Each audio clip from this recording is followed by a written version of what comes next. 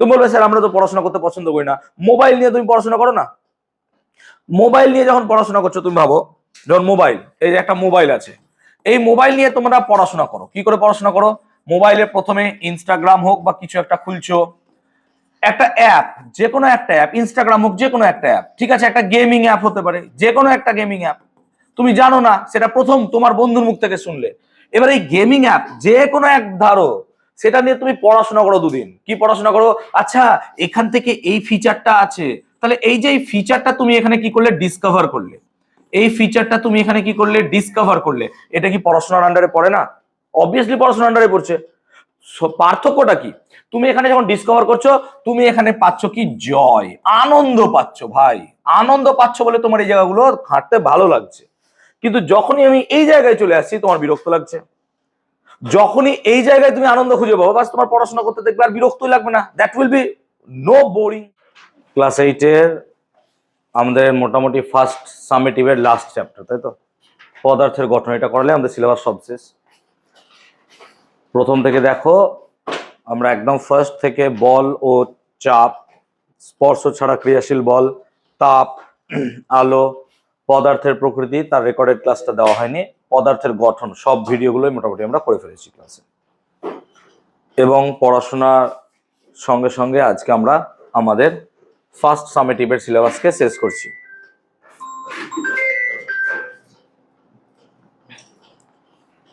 এরপর আমরা প্র্যাকটিস করব, পড়া ধরবো।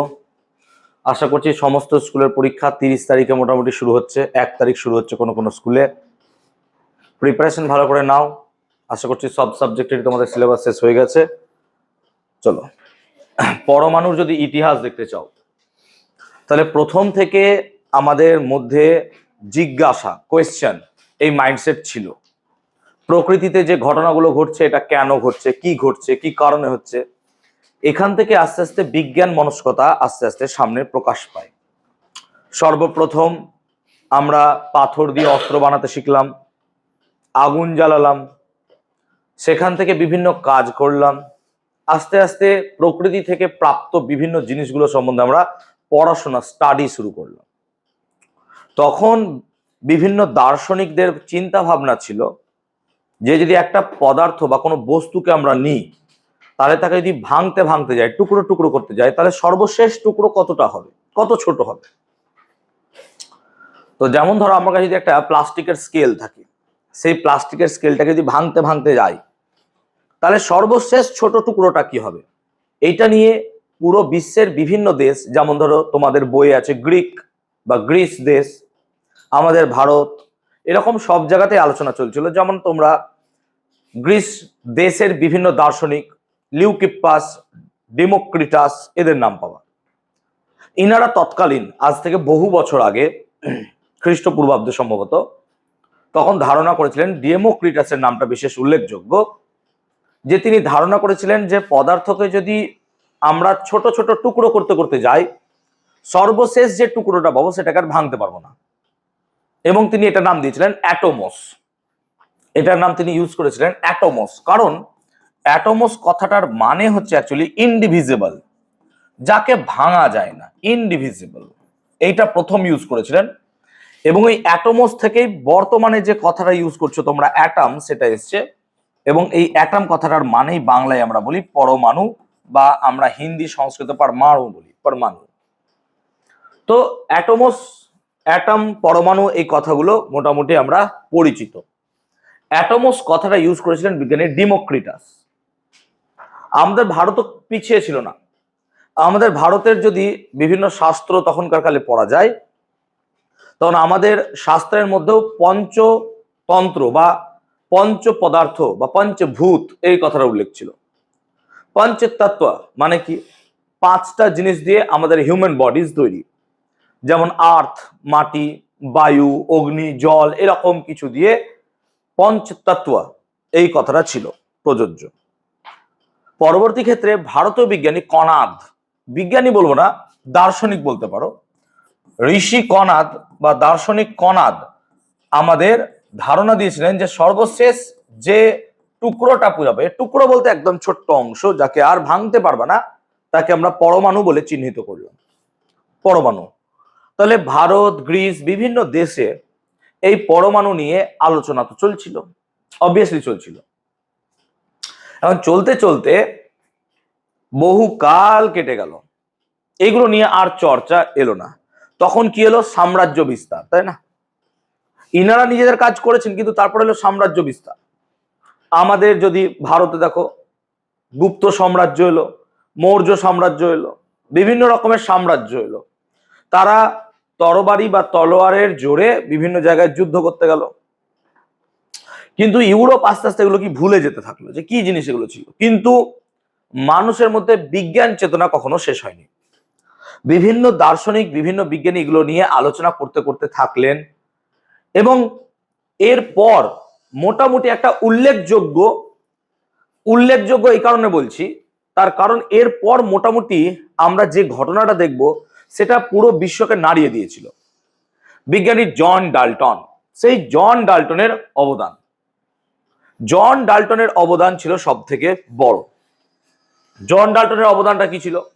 তিনি প্রথম কোনো একটা পরমাণু কেমন হবে সেটা নিয়ে ধারণা দিয়েছিলেন, এবং সেটাকে বলেছিলেন পরমাণুবাদ। সেই জন্য জন ডাল্টনকে আমরা বলবো যে পরমাণুবাদের জনক, কারণ তিনি প্রথম আমাদেরকে পরমাণুবাদ কথাটা বা পরমাণুবাদের জনক, পরমাণুবাদ দিয়েছিলেন। পরমাণুবাদ মানে কি? একটা তত্ত্ব মানে কিছু কথা। তিনি আমাদেরকে বলেছিলেন যে একটা পরমাণুর এই বৈশিষ্ট্যগুলো থাকবে, এই বৈশিষ্ট্যগুলো পরমাণুর থাকবে। প্রথম কি বৈশিষ্ট্য তিনি বলেছিলেন? পরমাণুগুলো হচ্ছে নিরেট, একে ভাঙা যায় না। পরমাণুগুলো হচ্ছে নিরেট, একে ভাঙা যায় না। এটা ছিল প্রথম কথা তার, যে পরমাণুগুলো হবে নিরেট মানে আমরা যদি ফুটবল দেখি এটা ফাঁপা, কিন্তু আমরা যদি শর্টপাট বল দেখি, শর্টপাট বল যেগুলো দেখবে খেলার সময় ছুড়ে, লোহার বল, সেগুলো হচ্ছে নিরেট, যেমন তরমুজ কাইন্ড অফ। তো নিরেট হবে এবং একে ভাঙা যায় না। 2 নম্বর কি? একই পদার্থের পরমাণুর ভর কি হবে? একই হবে। আর ভিন্ন পদার্থের পরমাণুর ভর ভিন্ন হবে। তুমি যদি কোনো এক জায়গায় সোডিয়াম নাও, তাহলে সোডিয়ামের প্রত্যেকটা পরমাণুর ভর একই হবে। কোনো জায়গায় যদি ক্লোরিন নাও, এটা পরমাণু, তাহলে ক্লোরিনের সমস্ত পরমাণুর ভর একই হবে, তাই না? তো পরমাণু ছিল নিরেট, একে ভাঙা যায় না। একই পদার্থের পরমাণুগুলোর ভর একই হবে, ভিন্ন পদার্থের পরমাণুগুলোর ভর কি হবে স্যার? ভিন্ন হবে। তিনি আর কি বলেন? পরমাণুগুলো যদি রাসায়নিক বিক্রিয়ায় অংশগ্রহণ করার সময় তারা তাদের সরল অনুপাতে বা ওজনের সরল অনুপাতে বিক্রিয়া করে, ভরের সরল অনুপাতে বিক্রিয়া করে। তাহলে সরল অনুপাতে বিক্রিয়া করে। সরল অনুপাত মানেটা কি? দেখো, সরল অনুপাত মানে বোঝায় যে সেখানে কোনো ভগ্নাংশ থাকবে না। যেমন ধরো 2:1, এটা বলে সরল অনুপাত।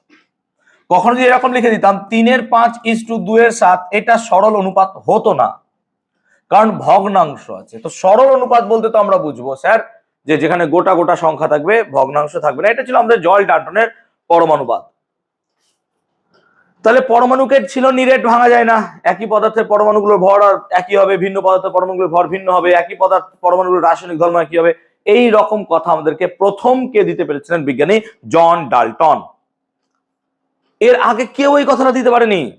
সেই জন্য জন ডাল্টনকে ফাদার মানে বাবা কেন বলছি? কারণ প্রথম তিনিই দিতে পেরেছিলেন এটা, এর আগে কেউ দিতেই পারেনি। সেই জন্য তাকে বলা হয় জনক, তিনি তৈরি করেছিলেন। সো বেসিক্যালি আমরা কখনোই ডাল্টনের পরমাণুবাদকে ভুলে যাব না। তাহলে পরমাণু কাকে বলে স্যার? এখান থেকে প্রশ্ন আসতে পারে, পরমাণু জিনিসটা কি? বলছে পরমাণু হচ্ছে পদার্থের সেই ক্ষুদ্রতম অংশ যেটা স্বাধীনভাবে প্রকৃতিতে থাকতে পারে এবং যার মধ্যে পদার্থের সমস্ত ধর্ম বজায় থাকবে। মানে আমি যদি দেখি আমার দেহ কি দিয়ে তৈরি হয়েছে? কোষ দিয়ে, সেল। এবার আমার সেলের মধ্যে যে ক্রোমোজোম, তার মধ্যে ডিএনএ আছে নাকি? ওই ডিএনএ এর মধ্যে আমার দেহ কি রকম তার ক্যারেক্টারিস্টিক্স, বৈশিষ্ট্য লেখা আছে। যেমন বেড়ালের ডিএনএ তে বেড়ালের ডিএনএ কোড লেখা আছে, ওর 4টে পা থাকবে, 4টে পাই, তো দুটো হাত সামনের দিকে এরকম করবে, ওটা পাই কাইন্ড অফ, তো ঠ্যাং হাত থাকবে, এরকম ভাবে চলবে, ওর এটা লেখা আছে। আমার ডিএনএ কোডিং আমার মতো লেখা আছে। তাহলে এরকমই প্রত্যেকটা পদার্থের পরমাণুর মধ্যে ওই পদার্থের ডিএনএ কোডিং দেওয়া আছে, যে এই পদার্থটা এই রকম বৈশিষ্ট্য থাকবে, যেটা পরমাণুর মধ্যেও আছে। মানে এটা যদি পুরো একটা সোডিয়াম পদার্থ হয়, এর যা যা বৈশিষ্ট্য আছে, এখান থেকে যদি একটা ছোট্ট পরমাণুকে বার করে নাও, তার মধ্যে এর বৈশিষ্ট্যগুলো সেম সেম থাকবে। তাহলে এখান থেকে আমরা পরমাণুর ধারণাটা পাচ্ছি। পরমাণু কাকে বলে? নাহলে পদার্থের সেই ক্ষুদ্রতম অংশ যাকে প্রকৃতিতে আর ভাঙা যায় না, হ্যাঁ না বলো, এবং যে স্বাধীনভাবে থাকতে পারবে, এবং তার মধ্যে পদার্থের সমস্ত ধর্ম কি থাকবে? বজায় থাকবে। কটা কথা বললাম? 3টে। কি? পদার্থের ক্ষুদ্রতম অংশ যাকে ভাঙা যায় না, 2 নম্বর সে প্রকৃতিতে স্বাধীনভাবে থাকতে পারবে, আর 3 নম্বর কি বললাম? তার মধ্যে পদার্থের সমস্ত ধর্ম কি থাকবে? বজায় থাকবে। এইটাই হচ্ছে পরমাণু। মানে এটা একটা, ধরো কোনো একটা অংশ কিছু পদার্থের, এখানকার সব থেকে ছোট অংশ হলো পরমাণু, যাকে তুমি আর ভাঙতে পারবে না, আর এর মধ্যে এর সমস্ত বৈশিষ্ট্য কি থাকবে স্যার? বজায় থাকবে। পরমাণু মিলে তৈরি হয় অণু। পরমাণু মিলে, মিলে মানে যুক্ত হয়ে, পরমাণু মিলে তৈরি হয় অণু। তাহলে সিম্পল কথায় পরমাণুগুলো স্যার যুক্ত হয়ে তৈরি হচ্ছে অণু। এই অণুকে আমরা দুভাগে ভাগ করব, একটা হচ্ছে মৌলিক অণু, একটা কি বলতো? যৌগিক অণু। তাহলে একটা হচ্ছে স্যার মৌলিক অণু, একটা হচ্ছে যৌগিক অণু। অণুর ধারণা প্রথম কে দিয়েছিলেন? স্যার অণুর ধারণা প্রথম দিয়েছিলেন অ্যাভোগাড্রো। তাই কোশ্চেনটা পরীক্ষায় অনেকবার আসে যে অণুর ধারণা কে দিয়েছিলেন, মাথায় রাখবো অ্যাভোগাড্রো। তাহলে অণুর ধারণা দিয়েছিলেন বিজ্ঞানী অ্যাভোগাড্রো। এখন মৌলিক অণু কাকে বলে? একই পদার্থের পরমাণু দিয়ে যে অণু তৈরি হয় তাকে বলা হয় মৌলিক অণু। তাহলে একই পদার্থের পরমাণু দিয়ে যে অণু তৈরি হয়,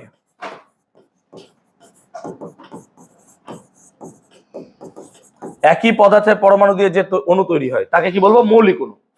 যেমন ধরো উদাহরণ দিচ্ছি, অক্সিজেনের অণু, এটা অক্সিজেন অণু, হ্যাঁ না বলো?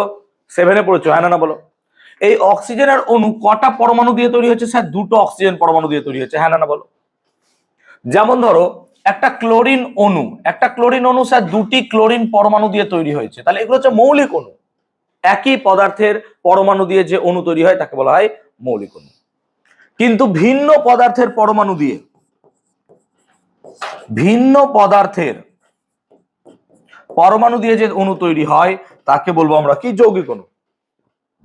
উদাহরণ দিচ্ছি দেখো, যেমন ধরো কার্বন ডাই অক্সাইড, দেখো এখানে একটা পদার্থ কার্বন আছে আর একটা পদার্থ অক্সিজেন আছে, হ্যাঁ না বলো? দুটি আলাদা আলাদা পদার্থের পরমাণু দিয়ে যে অণু তৈরি হবে তাকে বলবা তুমি যৌগিক অণু। যেমন ধরো আমরা উদাহরণ দিচ্ছি নাইট্রিক অক্সাইড, এখানে দেখো এন আছে আর ও আছে, দুটি আলাদা আলাদা পদার্থ। তাহলে দুটি আলাদা আলাদা পদার্থের পরমাণু দিয়ে যে অণু তৈরি হয় তাকে বলা হয় যৌগিক অণু। একই পদার্থের পরমাণু দিয়ে যে অণু তৈরি হয় তাকে বলা হয় মৌলিক অণু। তাহলে আমরা এখনো পর্যন্ত পরমাণুবাদ সম্বন্ধে শিখছি, আমরা শিখছি মৌলিক অণু, যৌগিক অণু, পরমাণুর ধারণা কিভাবে এসেছিল, তাই না? তাহলে এতদূর তো পড়াশোনা চললো। এবার যখন ডাল্টন এই কথাগুলো বলে দিল, কি পরমাণু নিরেট গোলাকার, পরমাণুকে ভাঙা যায় না, তখন এটার উপর কি হলো? রিসার্চ শুরু হলো। রিসার্চ মানে যখন আমি কোনো কিছু একটা তত্ত্ব থিওরি দেব, সেই থিওরির ওপর বেশ করে তখন বিজ্ঞান মহলে তার উপর পড়াশোনা শুরু হয় যে আমি যে কথাটা বলেছি সেটা সঠিক কি না। যেমন ধরো আমি তোমাদের এখন শিক্ষক, টিচার, আমি তোমাকে যা বলছি সেটা তোমরা একদম চোখ বন্ধ করে ভাবছো যে স্যার তো সবই সঠিক বলছে। কিন্তু তুমি যদি আমার কলিগ হতে, কলিগ মানে তুমি আমার বয়সী হতে, তাহলে অবভিয়াসলি একবার ভাবতে যে কথাটা আমি সঠিক বলছি কিনা। ধরো আমি পট করে বলে দিলাম যে পৃথিবী না গোলাকার নয়, পৃথিবী চারটা, পট করে তুমি কোয়েশ্চেন করবে, না স্যার আমরা তো পড়ছি গোল। তাহলে এই যে কোয়েশ্চেন, এই কোয়েশ্চেন করাটা আমাদের রিসার্চের মধ্যে পড়ে, যে যখন কোনো একটা বিজ্ঞানী কোনো একটা দার্শনিক কিছু একটা কথা বলবেন তার উপর কি হবে? তার উপর রিসার্চ শুরু হবে। আমি যেমন বলে দিলাম যে কুকুর কাকে বলে, না তো কুকুর কি হয়? যে আকাশে উড়ে বেড়ায় তাকে কুকুর বলে। তুমি কোশ্চেন করবে এখানে যে স্যার আকাশে উড়ে বেড়ায় তাদের তো পাখি বলে। তেমনি যখনই বিজ্ঞানী জন ডাল্টন এই কথাগুলো বললেন তখন তার উপর কিছু হলো পড়াশোনা। সেই জন্য বলি পড়াশোনা করতে। পড়াশোনা করবা না তো জীবনে কি করবা? কিছুই নাই। তুমি সবকিছু পড়াশোনার মধ্যে দিয়ে যাও। তুমি বলবে স্যার আমরা তো পড়াশোনা করতে পছন্দ করি না। মোবাইল নিয়ে তুমি পড়াশোনা করো না। মোবাইল নিয়ে যখন পড়াশোনা করছো তুমি ভাবো, যখন মোবাইল, এই যে একটা মোবাইল আছে, এই মোবাইল নিয়ে তোমরা পড়াশোনা করো। কি করে পড়াশোনা করো? মোবাইলে প্রথমে ইনস্টাগ্রাম হোক বা কিছু একটা খুলছো, একটা অ্যাপ, যে কোনো একটা অ্যাপ, ইনস্টাগ্রাম হোক, যে কোনো একটা অ্যাপ, ঠিক আছে, একটা গেমিং অ্যাপ হতে পারে, যে কোনো একটা গেমিং অ্যাপ, তুমি জানো না, সেটা প্রথম তোমার বন্ধুর মুখ থেকে শুনলে। এবার এই গেমিং অ্যাপ যে কোনো এক ধরো, সেটা নিয়ে তুমি পড়াশোনা করো দুদিন। কি পড়াশোনা করো? আচ্ছা এখান থেকে এই ফিচারটা আছে, তাহলে এই যে এই ফিচারটা তুমি এখানে কি করলে? ডিসকভার করলে। এই ফিচারটা তুমি এখানে কি করলে? ডিসকভার করলে। এটা কি পড়াশোনার আন্ডারে পড়ে না? অবভিয়াসলি পড়াশোনার আন্ডারে পড়ছে। পার্থক্যটা কি? তুমি এখানে যখন ডিসকভার করছো, তুমি এখানে পাচ্ছ কি? জয়, আনন্দ পাচ্ছ ভাই। আনন্দ পাচ্ছ বলে তোমার এই জায়গাগুলো হাঁটতে ভালো লাগছে। কিন্তু যখনই আমি এই জায়গায় চলে আসছি তোমার বিরক্ত লাগছে। যখনই এই জায়গায় তুমি আনন্দ খুঁজে পাবো, বাস তোমার পড়াশোনা করতে দেখবে আর বিরক্তই লাগবে না। That will be no boring, no boring. সেই জন্য আমি পড়াশোনাটাকে এমন ভাবে করার চেষ্টা করি যাতে তার মধ্যে দিয়ে আনন্দ দিতে পারি, জয় দিতে পারি। তোমরাও যেদিন এটাকে ফিল করতে পারবে তাহলে পরে তোমাদেরও দেখবে পড়াশোনা করলে। তো এইটাও তো পড়াশোনার আন্ডারে পড়ছে। আমি বলছি শুধু ইনস্টাগ্রাম গেমিং এর বদলে তুমি এই কথাটা ইউজ করো, বুকস। এবং বুকসের প্রত্যেকটা ওয়ার্ড লাইনকে পড়ো, পড়ো। এটাও তো পড়ছো রে ভাই, ডিসকভার করো কি বলছে, ডিসকভার করো বুকসের ভেতরে কি আছে, দেখো। এবার তুমি পট করে বলতে পারো না, বা আমাকে বলতে পারবে যে স্যার বই পড়ে সবাই জীবনে কত উন্নতি লাভ করেছে, তাই না? অনেকে আমায় কোশ্চেনটা করে যে স্যার আমাদের দেশে তো আম্বানির নাম শুনেছেন স্যার, সে তো কিচ্ছু পড়াশোনা করেনি। আদানির নাম শুনেছেন স্যার, কিচ্ছু পড়াশোনা করেনি, তাই না? স্টিভ জবস, এগুলো সব বিভিন্ন বড় বড় ব্যক্তি, এরা স্যার কিচ্ছু পড়াশোনা করেনি। ঠিক আছে, মানছি এরা পড়াশোনা করেনি, কিন্তু সাকসেসফুল হয়েছে। কিন্তু তার সংখ্যা কটা? গোটা ভারতে কটা আম্বানি আছে, কটা আদানি আছে বলো? নাই, একটা দুটো। কিন্তু তোমাকে আমি কোটি কোটি ছেলে দেখে দেবো যারা পড়াশোনা করেনি অথচ বেকার অবস্থায় ঘুরে বেড়াচ্ছে। আর এরকম আমি লাখ লাখ ছেলে দেখিয়ে দেবো যে যারা পড়াশোনা করে একটা হোয়াইট কলার জব করছে। হোয়াইট কলার মানে পেন চালিয়ে যে কাজ করা হয়। এবার কোনো কোনো জায়গায় তার ব্যতিক্রম থাকবেই, থাকবে না এমন অনেক ভালো স্টুডেন্ট আছে যারা হয়তো ভালো জায়গায় চাকরি পায়নি, ব্যতিক্রম তো থাকবেই, অবশ্যই থাকবে। তো তোমাকে এই দুটোর মধ্যে পার্থক্য বুঝতে হবে। যেদিন তুমি এই পার্থক্যটা বুঝে যাবা যে ভাই এইটা এখন আমাকে সাময়িক আনন্দ দিচ্ছে, কিন্তু পরে আমি কি করব, আমার ফিউচার কি? ইনস্টাগ্রামে নেচে বেড়াবো না, আমি গেম খেলে ইউটিউবে স্ট্রিম করব, আরে কি হবে? সবাই তো তাই করছে, করছে না বল? তুই আজ দেখ, মোবাইল যদি খুলতে বসিস, এতগুলো রিলস চালু হয় যে তোর 4-5 ঘন্টা এমনি রিলস দেখতেই চলে যাবে, অন্য কোনো টপিকই আসবে না।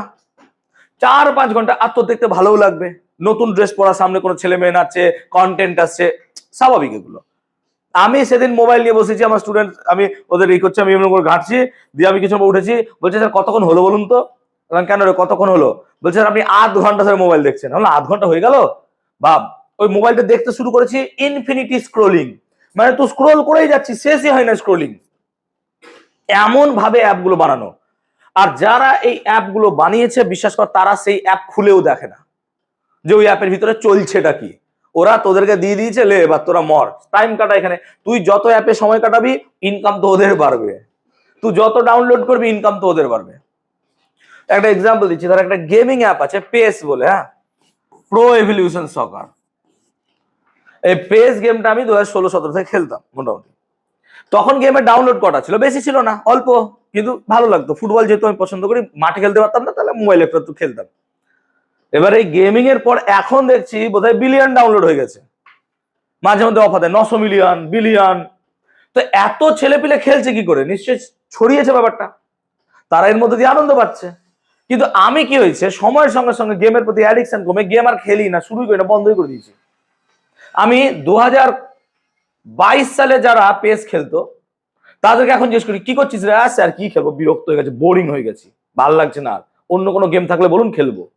তাহলে তোমাকে এই জায়গাটা বোর চলে এলো। একটা টাইম পর ইনস্টাগ্রামও বোরিং হয়ে যাবে যখন তোমার বয়সটা বাড়বে।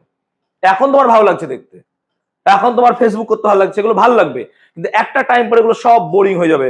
একটা টাইম আসবে যখন তোমাকে দেখবে নীরবে বসে বই পড়তে ভালো লাগছে। বললো স্যার ওই দিনটা কোনদিনই আসবে না, ওই দিন স্যার কোনদিন আসবে না। চলো, যেমন আমি ছোটবেলায় ভাবতাম কি ইতিহাস is the boring subject, history মানে তুই আমার বাড়ির লোককে যদি জিজ্ঞেস করিস বলবে এলাহি হিস্ট্রি, না না না হিস্ট্রি বাদ। এখন আমার ইতিহাস পড়তে খুব ভালো লাগে। কেন? আসলে তখন আমি হিস্ট্রির অ্যাকচুয়ালি মর্ম বুঝিনি, আর সত্যি কথা হয়তো ভালো স্যারও পাইনি যে আমাকে হিস্ট্রি ভালো মতো বোঝাতে পারতো। হয়তো দেখো সব স্যার সব স্টুডেন্টের জন্য নয়, আমি হয়তো সব স্টুডেন্টের জন্য নয়, তেমনি সব স্টুডেন্ট সব স্যারের জন্য নয়। হয়তো আমি ভালো পাইনি, তিনি হয়তো খুব ভালো টিচার, কিন্তু হয়তো আমাকে ভালো করে বোঝাতে পারেননি, কথা মানে বলছি। আর আমার হয়তো নিজেরই একটা ভালো লাগতো না, যে আমি একটা বোরিং লাগতো, আমাকে কেউ যদি কান ধরে এনে বসতো শোন তোকে ইতিহাস বুঝিয়েই ছাড়বো 2 ঘন্টা, তা হয়তো আমি যদি গল্পের মতো করে বোঝাতে পারতাম। এখন ইতিহাসটাকে আমি গল্পের মতো পড়ি। দেখ তোকে আমি পরমাণুর ইতিহাসটা আমি সায়েন্স হলেও গল্পের মতোই বোঝালাম। আশা করছি এটা ইন্টারেস্টিং লেগেছে, কি হলো না হলো পুরো ঘটনাটা। তো এইভাবে যদি একটা গল্প বলা যায় তো আই হোপ ভালো লাগবে। আমি তোদেরকে কি পড়াচ্ছি, আমি তো গল্পই বলছি। আমি পড়ানোর মাঝে এখনো পর্যন্ত 7, 8, 9-এ মোটামুটি খুব একটা ইকুয়েশন ইউজ করি না। আমি ইকুয়েশন ইউজ করি 11, 12-এ। তখন আমার গল্প নাই, তখন শুধু অঙ্ক হয়। তুই কোনদিন আমার একটা ইউটিউবে 11, 12-এর ক্লাস খুলে দেখবি, তোর ভয় লেগে যাবে ক্লাস দেখে, যে না থাক। কিন্তু এখন পড়াশোনাটাকে ইন্টারেস্টিং করার জন্য আমি এটা করি। কারণ কি, এখন তোদের যদি ভিত শেকড়টা মজবুত হয়ে যায় তাহলে গাছ অনেক উঁচু পর্যন্ত উঠতে পারবে। যদি শেকড়টা দুর্বল হয় গাছ অনেক দূর যেতে পারবে না। তাহলে বেসিক গুলো ক্লিয়ার কর, যেমন করে ইনস্টাগ্রাম এই অ্যাপের ফিচার গুলো ভালো করে ডেভেলপ করিস। এর ভেতরে কি আছে হঠাৎ করে তুই জানতে পারলি একদিন, আরে বাপরে এইটাও ছিল, আমি তো কোনোদিন জানিনি, তুই আমাকে জানতে পারলি। আবে এখানে দেখ না, বইয়ের ভিতরেও তো অনেক ডিসকভার করতে পারবি, তুই একটা নতুন ওয়ার্ড খুঁজে পাবি যেটা তুই পারবি না, উচ্চারণ করতে পারছিস না নাকি। লিউকিপাসকে কি পড়ছিস, লোকিওপাস পড়ছিস, তো উচ্চারণ তো ভুলভাল করছিস নাকি। তো সেটাকে নিজেকে কারেকশন করো।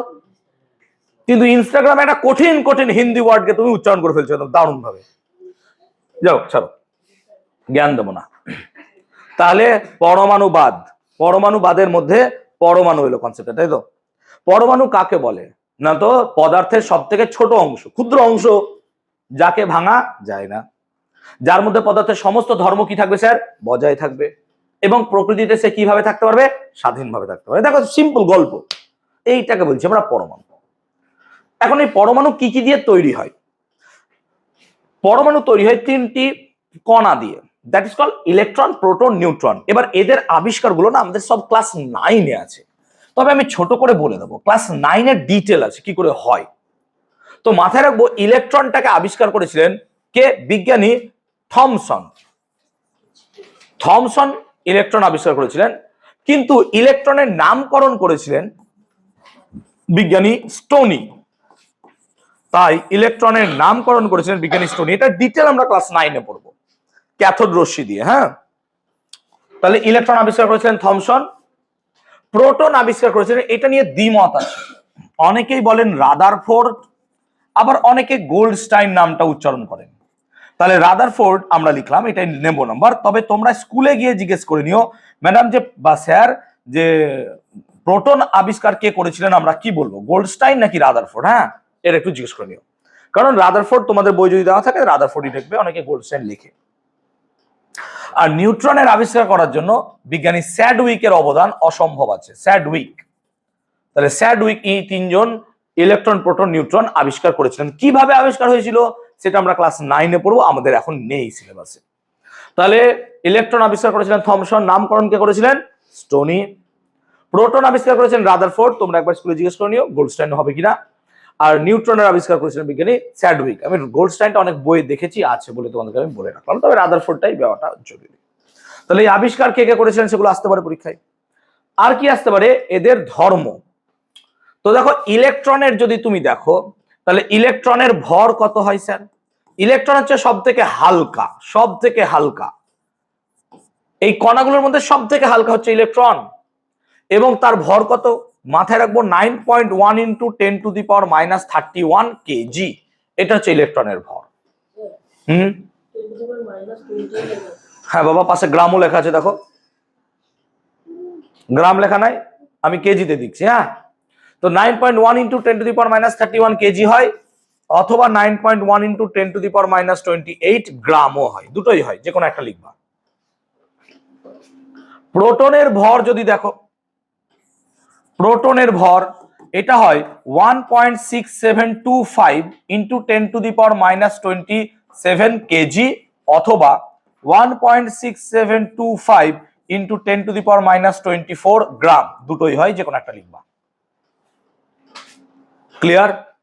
আর তুমি যদি দেখো নিউট্রন, এটা হচ্ছে সব থেকে ভারী, এটা হচ্ছে সব থেকে ভারী, এবং নিউট্রনের ভর কত হয় 1.675 ইন্টু 10⁻⁻27 কেজি অথবা 1.675 ইন্টু 10⁻⁻24 গ্রাম। এইগুলো মনে রাখতে হবে একটু। তাহলে ইলেকট্রন হচ্ছে পরমাণুর সব থেকে হালকা কণা, তার ভর 9.1 into 10⁻31 KG. Proton 1.6725 into 10⁻⁻27 KG, আর নিউট্রন হচ্ছে 1.675 ইন্টু 10⁻⁻27 কেজি। এবার মাথায় রাখবি একটা প্রোটনের ভর, একটা প্রোটনের ভর ইলেকট্রনের ভরের তুলনায়, একটা প্রোটনের ভর ইলেকট্রনের ভরের তুলনায় 1836 গুণ ভারী হয়। একটা প্রোটনের ভর একটা ইলেকট্রনের ভরের তুলনায় 1836 গুণ ভারী। আবার একটা নিউট্রনের ভর, একটা নিউট্রনের ভর একটা ইলেকট্রনের ভরের তুলনায় 1839 গুণ ভারী হয়। তাহলে এই দুটো কথা মাথায় রাখবা, যে একটা প্রোটনের ভর একটা ইলেকট্রনের তুলনায় 1836 গুণ ভারী হয়, আর একটা ইলেকট্রনের নিউট্রনের ভর একটা ইলেকট্রনের তুলনায় 1839 গুণ ভারী হয়। তাহলে ভরের কম্প্যারিজনটা আমরা করলাম, তুলনাটা, ভরটা আই হোপ বুঝতে পেরেছো। আমরা যদি এখন আধানের তুলনা করি, আধান, তো দেখো লজিক্যালি ইলেকট্রনের আধান হয় -1.6 ইন্টু 10⁻⁻19 কুলম। আমরা এই এককটাই জেনে রাখবো, কুলমটা। আর একটা হয় ইএসইউ, এটা আছে প্রোটনের ভর, ইলেকট্রনের ভর, নিউট্রনের ভর, ইলেকট্রনের ভর। যদি তুমি প্রোটনের আধান দেখো তাহলে এটা হয় +1.6 ইন্টু 10⁻⁻19 কুলম, আমরা কুলমটা জানবো। আর নিউট্রনের কোনো আধান নাই, নিউট্রন হচ্ছে নিস্তড়িত। তাহলে দেখতে পাচ্ছ পরমাণুর মধ্যে প্রোটন আর ইলেকট্রনের আধানের পরিমাণ সমান এবং বিপরীত, হ্যাঁ না বলো? দেখো প্রোটনের আধান পজিটিভ 1.6 ইন্টু যা আছে তাই, আর ইলেকট্রনের ভর হচ্ছে -1.6। মানে পরমাণুতে প্রোটন আর ইলেকট্রনের আধানের পরিমাণটা কি সমান, কিন্তু আধানের সংখ্যাটা কি হচ্ছে বিপরীত, একটা পজিটিভ আর একটা কি হচ্ছে নেগেটিভ।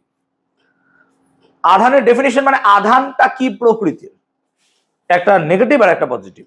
তাহলে প্রোটন হচ্ছে পজিটিভ, ইলেকট্রন হচ্ছে নেগেটিভ, কিন্তু তাদের আধানের পরিমাণ কি সমান। তাহলে বলো তো একটা প্রোটন আর একটা ইলেকট্রন যদি মিলে যায় তাহলে মোট আধান কত হবে? 0, হ্যাঁ না বলো? এই কারণে পরমাণু কি হয় বলতো? নিস্তড়িত। মনে পড়ছে? পরমাণু নিস্তড়িত এই কারণে হয়, পরমাণুর মধ্যে যতগুলো প্রোটন থাকে ততগুলো কি থাকে স্যার? ইলেকট্রন। আর প্রোটন আর ইলেকট্রনের আধানের পরিমাণটাও কি স্যার? সেম। সেজন্য একটা পরমাণুর মোট ধনাত্মক আধান আর মোট ঋণাত্মক আধানের পরিমাণ কি হয়ে যায় স্যার? সমান। সেই কারণে যদি যোগ করা হয় তাহলে কত হয়ে যাবে স্যার? 0, হ্যাঁ না বলবে? বুঝতে পেরেছি? তাহলে আই হোপ ইলেকট্রন, প্রোটন, নিউট্রনটা আমরা বুঝতে পারলাম। এবার থমসনের পরমাণু মডেলটা নিয়ে একটু আমরা পড়াশোনা করব। আমাদেরকে যখন জন ডাল্টন বিভিন্ন পরমাণুর কথা বললেন, যে পরমাণুর ধর্ম, এবং তারপর আবিষ্কার হলো কি ইলেকট্রন, প্রোটন, নিউট্রন, তখন বিজ্ঞান মহলে একটা চিন্তা এলো যে ইলেকট্রন, প্রোটন, নিউট্রন গুলো থাকে কি করে, একটা পরমাণুর ভিতরে ইলেকট্রন, প্রোটন, নিউট্রন গুলো থাকে কি করে। তো থমসনকে সেই ব্যক্তি যিনি কি আবিষ্কার করেছিলেন? ইলেকট্রন। তিনি বললেন যে আমরা যদি একটা তরমুজের কথা ভাবি, তরমুজ, ওয়াটারমেলন, আমরা যদি একটা ওয়াটারমেলন ভাবি, তো ভাবো ওয়াটারমেলনটা কেমন হয়। ওয়াটারমেলনকে যদি তুমি কাটো, তাহলে একটা ওয়াটারমেলনকে কাটলে তুমি দেখবা এই জায়গাটা একটু লাল লাল দে কালার, আমার তো ডিজিটাল বোর্ড, লাল দেওয়াই যাবে, হ্যাঁ না বলো? তাহলে এখানে কি আছে? একটা লাল রঙের এরকম তরমুজের অংশ থাকে নাকি, আর এটাকে সবুজ দে, দেখতে ভালো লাগবে। এই সবুজ কালারটা ওদের আসবে না এখানে, এটা তরমুজ টাইপের, তাই তো? চল আর কত কি করব আমি, চল এই, আর এটা হচ্ছে তরমুজের লাল অংশটা, হ্যাঁ? তাহলে এই তরমুজের লাল অংশ। এবার এই তরমুজের অংশটাকে আমি যদি কেটে একটা অংশ দেখি, তাহলে বিজ্ঞানী থমসন বললেন যে দেখো এই তরমুজের যে লাল অংশটা দেখছো, এই যে লাল অংশ, তরমুজের যে লাল অংশটা দেখছো, এই লাল অংশ পুরোটাই হচ্ছে কি ধনাত্মক আধানযুক্ত, ধনাত্মক আধানযুক্ত। তাহলে এই পুরো লাল অংশটা কি হচ্ছে ধনাত্মক আধানযুক্ত। আর তার মাঝে কি থাকে বলতো, ওই তরমুজের বীজগুলো থাকে নাকি সাজানো, এই তরমুজের বীজগুলো থাকে সাজানো। তিনি বললেন এই বীজগুলো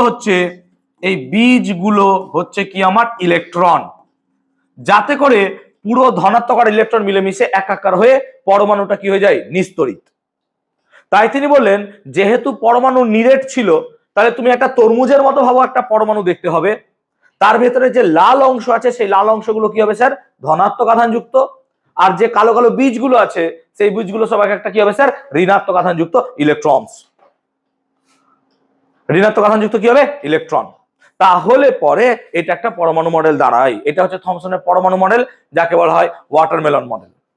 অনেক সময় দেখবে তোমরা যদি ব্ল্যাক ফরেস্ট কেক কিনতে যাও, তখন দেখবে ওপরে এরকম করে চেরি ফলগুলো সাজানো থাকে, চেরি ফলগুলো সাজানো থাকে। অনেক সময় আমরা কেক বানালে কিসমিস গুলোকে এভাবে সাজিয়ে রাখি, পায়েস বানালে পরে এরকম করে কিসমিস গুলোকে বা কাজু বাদাম গুলোকে সাজিয়ে রাখি। সেজন্য এই মডেলটাকে অনেক সময় পাম পুডিং মডেল বলা হয়। পুডিং মানে কি কেক কাইন্ড অফ, তাহলে কেক, সো এটাকে পাম পুডিং মডেল অনেক সময় বলা হয়, যে ওই কেকের ওপর যেমন ভাবে কিসমিস গুলো সাজানো থাকে, ওই পুরো কেকটাকে পরমাণু ভাবো, আর ওই কিসমিস গুলোকে কি ভাববা তুমি ইলেকট্রন। কিন্তু এই মডেলটা ভুল প্রমাণিত হলো, ব্যর্থ হলো। তাহলে থমসনের পরমাণু মডেল ভুল হয়ে গেল, তার বিভিন্ন রিজন ছিল, ক্লাস 9 আমরা ডিটেল আলোচনা করব। তাহলে পরমাণু মডেলটা কিছু কারণে ভুল হলো। বিজ্ঞানী মহলরা কি বললাম, যখন কোনো কিছু নতুন তত্ত্ব দেওয়া হবে তার উপর সেখানে কি হয় পড়াশোনা বা রিসার্চ হয়। এসি বন্ধ রাখবো, ঠান্ডা লাগছে, ঠিক আছে। তো সেটা নিয়ে রিসার্চ হয়, রিসার্চ হওয়ার কারণে আমরা দেখব সেখান থেকে আমাদের নতুন একটা মডেলের চিন্তা ভাবনা এলো। থমসনের পরমাণু মডেলটা ভুল হওয়ার পরই বিজ্ঞানী রাদারফোর্ড একটা পরীক্ষা করলেন এবং তার ফলে পেলেন তিনি রাদারফোর্ডের পরমাণু মডেল।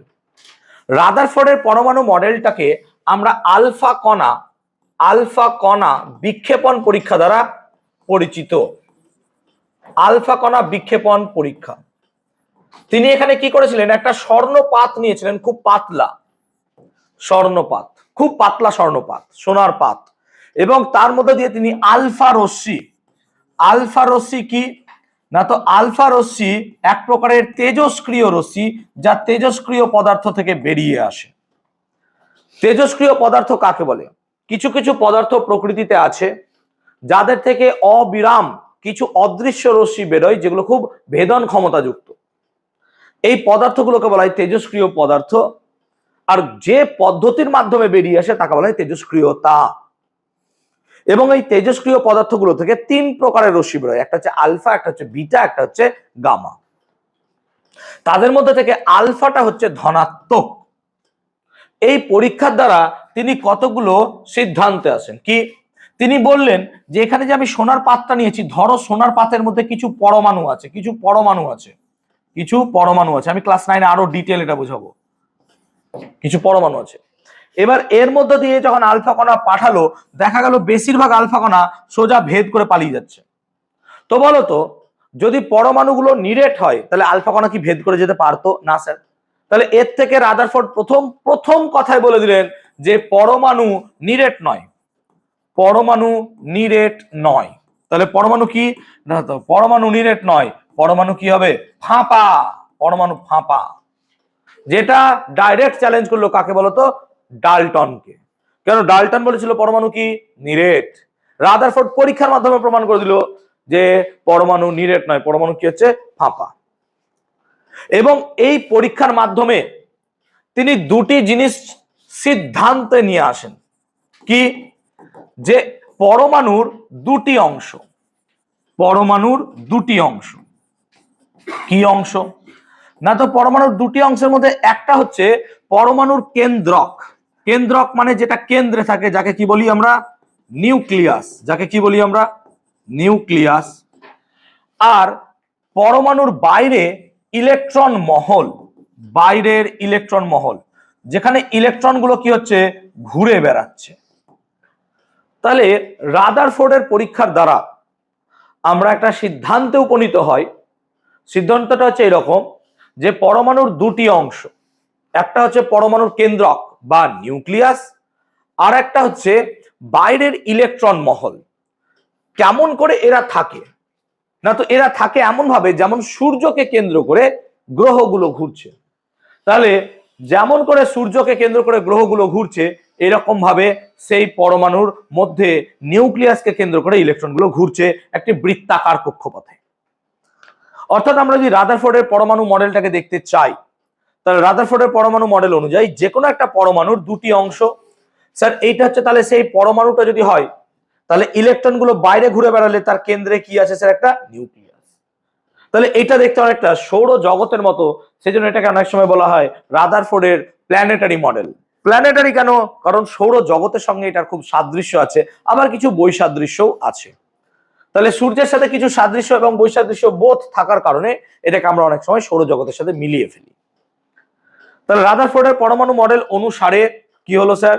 না, তো একটা পরমাণুর দুটি অংশ, একটা নিউক্লিয়াস আর একটা হচ্ছে ইলেকট্রন মহল। এটা হচ্ছে নিউক্লিয়াস। নিউক্লিয়াস কি দিয়ে তৈরি? না, তো নিউক্লিয়াস ধনাত্মক আধানযুক্ত এবং এটা পরমাণুর সব থেকে ভারী অংশ। সব থেকে ভারী অংশ পরমাণুর, সব থেকে ভারী অংশ হচ্ছে নিউক্লিয়াস, সব থেকে ভারী। তুমি বলবে স্যার এক্ষুনি তো বলেন সব থেকে ভারী নিউট্রন। আরে ওটা কণা, আমি বলছি একটা পরমাণুর সব থেকে ভারী অংশ, অংশটা কি? নিউক্লিয়াস। আর এর বাইরে বিভিন্ন কক্ষপথে ইলেকট্রনগুলো ঘুরে বেড়াচ্ছে, এটাকে বলা হচ্ছে ইলেকট্রন মহল। ইলেকট্রন মহল, ইলেকট্রনগুলো কি হচ্ছে? ঘুরে বেড়াচ্ছে বিভিন্ন বৃত্তাকার কক্ষপথে। এটা ছিল রাদারফোর্ডের পরমাণু মডেল। কিন্তু রাদারফোর্ডের পরমাণু মডেলের ত্রুটি হলো। ত্রুটিটা কি ছিল? আমাদের ফিজিক্সে একটা ব্রাঞ্চ আছে যেটাতে ইলেকট্রোডাইনামিক্স বা তড়িতের গতি নিয়ে পড়াশোনা করা হয়, দ্যাট ইজ তড়িৎ গতিবিদ্যা। ফিজিক্সের একটা ব্রাঞ্চ আছে, তার নাম হচ্ছে তড়িৎ গতিবিদ্যা। যেমন ফিজিক্সের অনেক ব্রাঞ্চ আছে, অ্যাস্ট্রোফিজিক্স মহাবিশ্ব নিয়ে, মানে তোমার মহাশূন্য নিয়ে পড়াশোনা করে। যেমন থার্মোডাইনামিক্স তাপ নিয়ে পড়াশোনা করে, মেকানিক্স ফোর্স নিয়ে কাজ করে। তাহলে এরকমই একটা হচ্ছে তড়িতের বা আধানের গতি নিয়ে আলোচনা করে, দ্যাট ইজ কল্ড তড়িৎ গতিবিদ্যা। সেই তত্ত্ব অনুসারে ধরো একটা যে কোনো ইলেকট্রন, ইলেকট্রনের কি আধান আছে? হ্যাঁ স্যার, ইলেকট্রনের তো আধান আছে। হ্যাঁ না বলবে?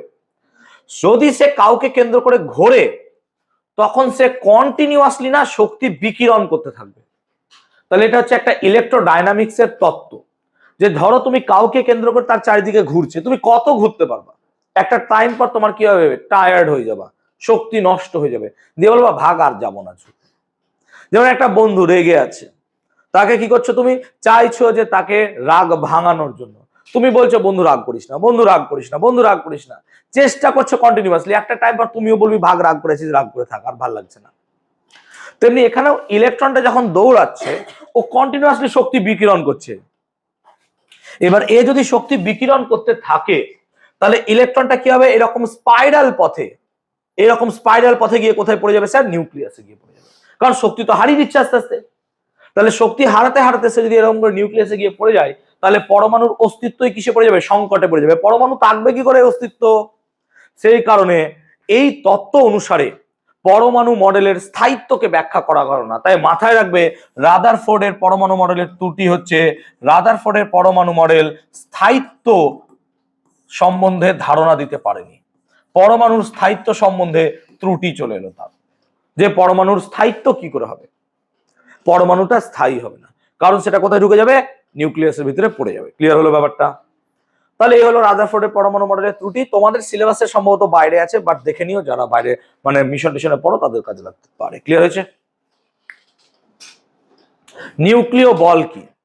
আমরা এখনই বললাম পরমাণুর নিউক্লিয়াসের মধ্যে সমস্ত ধনাত্মক আধান থাকে। পরমাণুর নিউক্লিয়াসের মধ্যে প্রোটন আর নিউট্রন একত্রে থাকে। তাহলে এটা যদি নিউক্লিয়াস হয়, তাহলে এর মধ্যে প্রোটন থাকে। প্রোটনকে কি চিহ্ন দিয়ে লেখা হয়? পজিটিভ। আর নিউট্রন গুলোকে গোল চিহ্ন, নাকি একটু আগে পড়লি তো, এটা একটা প্রোটন, এটা একটা নিউট্রন, এরকম ভাবে থাকে। এখন তোরা স্পর্শ ছাড়া ক্রিয়াশীল বল অধ্যায়ে পড়েছিস যে দুটো ধনাত্মক আধান পরস্পরকে বিকর্ষণ বল প্রয়োগ করে। তো যদি তারা পরস্পরকে বিকর্ষণ বল প্রয়োগ করে, তাহলে এই দুটো প্রোটন পরস্পরকে বিকর্ষণ বল প্রয়োগ করবে, তাহলে প্রোটনটা ছিটকে পালিয়ে যাওয়া উচিত। তাহলে একটা নিউক্লিয়াসের ভেতরে প্রোটন গুলো এরকম ভাবে সংঘবদ্ধ ভাবে থাকছে কি করে? এটা প্রশ্ন। তো তখন বিজ্ঞানী হাইজেনবার্গ একটা কথা বললেন। কি বললেন? যে এখানে যে প্রোটন দেখছো, প্রোটনকে পি দিয়ে লিখলাম, এই প্রোটন গুলো না নিউট্রনে পরিণত হয়ে যাচ্ছে, আর নিউট্রন গুলো পরিণত হচ্ছে প্রোটনে খুব দ্রুত গতিতে। তাহলে বিজ্ঞানী হাইজেনবার্গের মত অনুসারে আমাদের নিউক্লিয়াসের ভেতরে থাকা প্রোটন গুলো খুব দ্রুত হারে নিউট্রনে, এবং নিউট্রন গুলো খুব দ্রুত হারে কোথায় পরিণত হয়ে যাচ্ছে স্যার? প্রোটনে। তার ফলে এখানে একটা শক্তিশালী আকর্ষণ বল তৈরি হচ্ছে, এই বলটাকেই আমরা কি বলছি স্যার? নিউক্লিয় বল। এই বলটাকে আমরা বলছি নিউক্লিয় বল। তাহলে নিউক্লিয় বল কি? পরমাণুর নিউক্লিয়াসে প্রোটন খুব দ্রুত হারে কিসে পরিণত হচ্ছে? নিউট্রনে। আর নিউট্রন খুব দ্রুত হারে কিসে পরিণত হচ্ছে? প্রোটনে। এই প্রোটন নিউট্রন খুব দ্রুত হারে পরিণত হওয়ার ফলে আমরা দেখতে পাচ্ছি যে সেখানে একটা শক্তিশালী আকর্ষণ বল সৃষ্টি হচ্ছে, সেটাকেই বলছি আমরা কি? নিউক্লিয় বল। নিউক্লিয় বলের যদি কিছু বৈশিষ্ট্য দেখতে চাও, এটা সর্বদা হবে আকর্ষণ ধর্মী, অর্থাৎ এ বেটা সব সময় আকর্ষণ করবে, কখনো বিকর্ষণ হবে না। 2 নম্বর, এটা কেবলমাত্র নিউক্লিয়াসের মধ্যেই আছে, নিউক্লিয়াসের বাইরের কোনো অস্তিত্ব নাই। তাই নিউক্লিয় বল কেবলমাত্র নিউক্লিয়াসের ভেতরেই কাজ করে, তাহলে নিউক্লিয় বল কেবলমাত্র নিউক্লিয়াসের ভেতরেই কাজ করে। 3 নম্বর কি হবে? এই বলটা আধানের উপর নির্ভর করে না। আধান কি আছে না আছে দেখতে যাবেই না, আধানের উপর নির্ভর করে না। আরো অনেক আছে, আমি লিখছি না। আধানের উপর নির্ভর করে না, চার্জ ইন্ডিপেন্ডেন্ট। তাহলে এগুলো হচ্ছে নিউক্লিয় বলের বৈশিষ্ট্য। তাহলে দেখবে আমি নিউক্লিয় বল দিয়ে রেখেছি আমার নোটসে, তোমরা পেয়ে যাওয়া অবভিয়াসলি ইন ডিটেল, আমরা নোটস করে রেখেছি। সেজন্য টেক্সট বুকের থেকে নোটসটা একটু বেশি করে পড়বে। নোটসে দেখবে টেক্সট বুকের থেকে অনেক ভালো করে দেওয়া আছে। আই হোপ তোমাদের পড়ে আরাম পাচ্ছ, টেক্সট বুকটা খুব সাজানো, এই নোটস বুকটা সাজানো আছে। ক্লিয়ার হয়েছে সবার? এতদূর ক্লিয়ার? বলবে আমাকে নিউক্লিয় বল পর্যন্ত। এবার কার্বন, লিথিয়াম, সোডিয়াম ইত্যাদির পরমাণুর গঠন। তাহলে কার্বনের, দেখো কার্বনের ভেতরে প্রোটন থাকে স্যার 6টা, আর নিউট্রন থাকে কটা স্যার? 6টা। তাহলে যদি একটা কার্বনকে আঁকতে চাই, এটা যদি তার নিউক্লিয়াস হয়, বলো তো নিউক্লিয়াসে প্রোটন কটা থাকবে স্যার? 6টা। তাহলে প্লাস লিখে আমি কত লিখবো? 6। হ্যাঁ না বলো? একটু বড় করে দিই। তাহলে এটা হচ্ছে প্লাস লিখে 6 আর গোল লিখে কটা লিখবো? 6। মানে কি 6 6 12। এবার আমাদের নিউক্লিয়াসের পর এটাকে বলা হয় প্রথম কক্ষপথ। প্রথম কক্ষপথকে আমরা কি দিয়ে লিখি বলতো? কে, নাকি রে? মাথায় রাখবি প্রথম কক্ষপথকে কি দিয়ে লিখি আমরা? কে কক্ষপথ। মাথায় রাখবি প্রথম কক্ষপথে সব থেকে বেশি 2টো ইলেকট্রন থাকতে পারে, তার বেশি থাকতে পারে না। তাহলে প্রথম কক্ষপথে সর্বাধিক কটা ইলেকট্রন থাকতে পারে? 2টো। এবার তার বাইরের কক্ষপথটাকে বলবো কি কক্ষপথ? এল কক্ষপথ। এবার দেখ, একটা পরমাণু কার্বনের প্রোটন কটা আছে? 6টা। আমরা একটু আগে কি বললাম? পরমাণু নিস্তড়িত, সেজন্য প্রোটন যটা থাকবে ইলেকট্রনও তটাই থাকবে। ইলেকট্রন কটা থাকবে তাহলে স্যার? 6টা। তাহলে প্রথম কক্ষপথে কটা ইলেকট্রন চলে গেল? 2টো। তাহলে তারপরের কক্ষপথে কটা ইলেকট্রন থাকবে? 4টে। সেই জন্য 4টে ইলেকট্রন আমরা দিয়ে দিলাম। এটা হচ্ছে কার্বনের স্ট্রাকচার। তাহলে এখান থেকে একটা কথা মাথায় রাখতে হবে আমাদেরকে, যে কে কক্ষপথে সর্বাধিক কটা ইলেকট্রন থাকতে পারে স্যার? এবার এল কক্ষপথে সর্বাধিক মাথায় রাখবি 8টা ইলেকট্রন থাকতে পারে, সর্বাধিক, কম থাকতে পারে, বেশি নয়। তেমনি এম কক্ষপথ, মানে এল এর পরের কক্ষপথ, এম কক্ষপথে সর্বাধিক 18টা ইলেকট্রন থাকতে পারে, আর এন কক্ষপথে সর্বাধিক 32টা ইলেকট্রন থাকতে পারে। এটা একটু মেমোরিতে রাখতে হবে। হ্যাঁ, কেন হচ্ছে ক্লাস 9-এ পড়াবো। কে কক্ষপথে সর্বাধিক 2টো ইলেকট্রন থাকতে পারে, এল কক্ষপথে সর্বাধিক 8টি ইলেকট্রন থাকতে পারে, এম কক্ষপথে সর্বাধিক 18টা ইলেকট্রন থাকতে পারে, এন কক্ষপথে সর্বাধিক 32টি ইলেকট্রন থাকতে পারে। এবার সোডিয়াম দেখো, সোডিয়ামের ক্ষেত্রে তুমি দেখো সোডিয়াম এর প্রোটন হচ্ছে 11টা, তাহলে ইলেকট্রন কটা হবে? 11টা। তাহলে প্রোটন হচ্ছে 11টা, ইলেকট্রন হচ্ছে 11টা, আর মাথায় রাখবে নিউট্রন হচ্ছে 12টা। তাহলে যে একটা সোডিয়াম আঁকতে চাই, তাহলে সোডিয়াম আঁকতে গেলে আমরা একটা নিউক্লিয়াস আঁকবো, তার ভিতরে প্লাস লিখে দেবো 11টা, আর 0 লিখে দেবো কতটা? 12টা। তাহলে কি নিউক্লিয়াস হয়ে গেল? হ্যাঁ না বলো? তার মানে পরমাণুর নিউক্লিয়াসের ভিতরে কি কি থাকে? প্রোটন আর কি থাকে? নিউট্রন। এবার বলো, আমি যদি প্রথম কক্ষপথ আঁকি, তাহলে প্রথম কক্ষপথে কটা ইলেকট্রন থাকবে স্যার? দুটো। তার কক্ষপথটাতে কটা থাকবে? 8টা থাকতে পারবে। তো 11টা মোট ইলেকট্রন আছে, কটা গেল? দুটো। তাহলে এখানে কি 8টা থাকতে পারবে? হ্যাঁ স্যার, 2 আর 8 10। এখানে কি 9টা রাখতে পারবো? না, 8-এর বেশি যাবে না। তাহলে 1 2 3 4 5 6 7 8 হয়ে গেল। তাহলে আর একটা ইলেকট্রন কোথায় রাখবো স্যার? আর একটা কক্ষপথে। এই কক্ষপথে কটা ইলেকট্রন থাকবে স্যার? একটা। বুঝতে পারছো? এই হচ্ছে সোডিয়াম। তাহলে এটা হলো কার্বনের স্ট্রাকচার, এটা হলো সোডিয়াম। এবার লিথিয়ামেরটা নিজে রাখবে কি করে দেখো, বুঝিয়ে দিচ্ছি। নিজে রাখবে বাড়িতে। লিথিয়াম কি হবে? লিথিয়ামের প্রোটন হচ্ছে কটা স্যার? 3টা। লিথিয়ামের প্রোটন কটা? 3টা। নিউট্রন কটা? 4টা। তাহলে এবার তুমি জানো ইলেকট্রন কটা হবে? 3টে। চলো নিজেরা বাড়িতে এবার রাখবে, হোমওয়ার্ক থাকবে। বইয়ে দেওয়া আছে যদিও বা, আশা করছি পেরে যাবা। হ্যাঁ, কে কক্ষপথে দুটো, এল কক্ষপথে একটা। Very good. তাহলে এই হচ্ছে আমাদের গল্প। বোঝাতে পেরেছি সবাইকে? বুঝতে পেরেছো? তাহলে আমরা মোটামুটি কার্বন, লিথিয়াম, সোডিয়াম ইত্যাদি পরমাণুর গঠনগুলোকে আমরা এখানে বুঝতে পেরেছি। ক্লিয়ার হয়েছে? পরমাণুর গঠন বুঝতে পেরেছো? তাহলে কে কক্ষপথে সর্বাধিক কটা ইলেকট্রন থাকতে পারে? দুটো। এল এ কটা থাকতে পারবে? 8টা। এম এ কটা? 18টা। এন এ কটা? 32টা। বোঝাতে পেরেছি সবাইকে? Is it clear? বুঝাতে পেরেছি সবাইকে? বলবে আমাকে। তাহলে এই হলো আমাদের গল্প। ওকে, চলো লিখে নেবা। আচ্ছা লেখো, লিখে নাও, অসুবিধা নেই। যা যা লিখছো লিখো।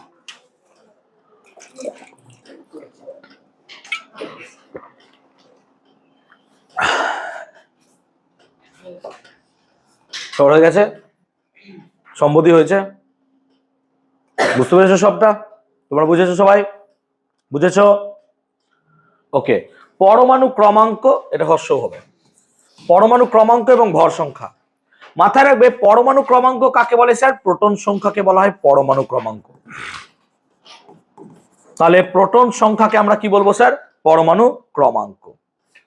আর পরমাণুর নিউক্লিয়াসের ভেতরে থাকা প্রোটন সংখ্যা প্লাস নিউট্রন সংখ্যা, এর যোগফলকে আমরা বলবো ভর সংখ্যা। তাহলে মাথায় রাখবো, ভর সংখ্যা মানে হচ্ছে প্রোটন সংখ্যা প্লাস নিউট্রন সংখ্যা, আর প্রোটন সংখ্যাকে আমরা কি বলবো? পরমাণু ক্রমাঙ্ক। মাথায় রাখবি, প্রোটন সংখ্যা বা পরমাণু ক্রমাঙ্ককে আমরা জেড চিহ্ন দ্বারা লিখি, ভর সংখ্যাকে আমরা এ চিহ্ন দ্বারা লিখি, আর নিউট্রন সংখ্যাকে আমরা কি দিয়ে লিখি? এন দিয়ে লিখি। তাহলে আমি কি লিখতে পারবো যে স্যার ভর সংখ্যা সমান প্রোটন সংখ্যা প্লাস নিউট্রন সংখ্যা? হ্যাঁ না না বল, এটাই হবে কিনা? কারণ এ মানে কি স্যার? ভর সংখ্যা, সমান প্রোটন সংখ্যা মানে কি স্যার? জেড, আর নিউট্রন সংখ্যা মানে কি? এন। তাহলে মাথায় রাখবো এ সমান জেড প্লাস এন হয়, অর্থাৎ ভর সংখ্যা সমান কি হবে? প্রোটন সংখ্যা প্লাস নিউট্রন সংখ্যা। যখন কোনো একটা পরমাণুকে আমরা লিখবো তখন আমরা লিখবো এইভাবে, দেখ ভালো করে দেখ, এক্স জেড এ। ভালো করে বুঝবি। এটা কি স্যার? এটা হচ্ছে ভর সংখ্যা। হ্যাঁ না না বলবো। জেডটা কি স্যার? জেডটা হচ্ছে বলো পরমাণু ক্রমাঙ্ক। পরমাণু ক্রমাঙ্ক মানে কি সংখ্যা? প্রোটন সংখ্যা। আর এই এক্সটা হচ্ছে মৌলের চিহ্ন। যেমন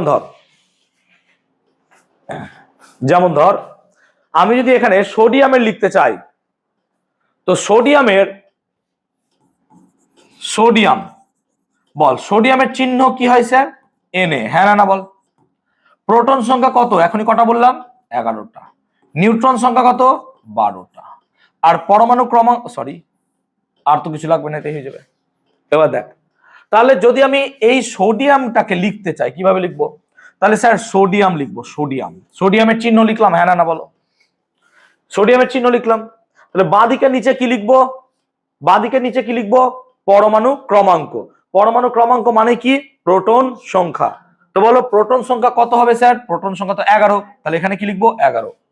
আর ডান দিকের উপরে কি লিখবো? ভর সংখ্যা। ভর সংখ্যা মানে কি? এই দুটো যোগফল। তাই এইভাবে আমরা যখন কোনো একটা চিহ্নকে প্রকাশ করব তখন তাকে আমরা বলি একটা নিউক্লাইড। তাহলে নির্দিষ্ট পরমাণু ক্রমাঙ্ক ও ভর সংখ্যা বিশিষ্ট পরমাণুকে আমরা বলি নিউক্লাইড। তাহলে নির্দিষ্ট পরমাণু ক্রমাঙ্ক ও ভর সংখ্যাযুক্ত একটি পরমাণুকে আমরা বলি নিউক্লাইড। তাহলে এটা হচ্ছে একটা নিউক্লাইড। যেমন তোমাদের বইয়ে দেখবে দেওয়া আছে 7 নাইট্রোজেন 14। হ্যাঁ না বলো। তাহলে এখানে প্রোটন সংখ্যা কত স্যার? 7। ভর সংখ্যা কত? 14। তাহলে নিউট্রন সংখ্যা কত হবে স্যার? এখান থেকে এটাকে বাদ দিয়ে দেন, হ্যাঁ না না বলো। তাহলে এখানে নিউট্রন সংখ্যা কত হবে স্যার? না তো 14 - 7 সমান কত হবে? 7। ক্লিয়ার হলো?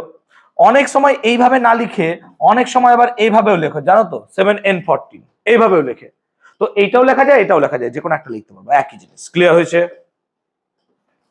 পরমাণু ক্রমাঙ্ক ভর সংখ্যা বোঝাতে পেরেছি সবাইকে? কি করে হয় বোঝাতে পারলাম? তাহলে ভর সংখ্যা জানলে তুমি প্রোটন সংখ্যা জানলে নিউট্রন সংখ্যা কি করে বাদ দিবা? বাদ দিয়ে বার করতে পারবা। ক্লিয়ার হয়েছে সবার? বুঝতে পেরেছো? ওকে, আইসোটোপ, আইসোবার আর আইসোটোন। আইসোটোপ কাকে বলে? যে সমস্ত পরমাণুর প্রোটন সংখ্যা কি থাকে স্যার? একই, কিন্তু ভর সংখ্যা কি হয়? আলাদা, তাদেরকে বলা হয় আইসোটোপ। যে সমস্ত পরমাণুর প্রোটন সংখ্যা কি থাকে? একই, কিন্তু ভর সংখ্যা কি হয়? আলাদা, তাদেরকে কি বলা হয়? আইসোটোপ।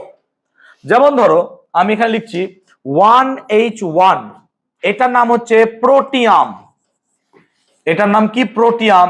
এটাকে অনেক সময় সাধারণ হাইড্রোজেনও বলে, এটাকে অনেক সময় সাধারণ হাইড্রোজেনও বলে।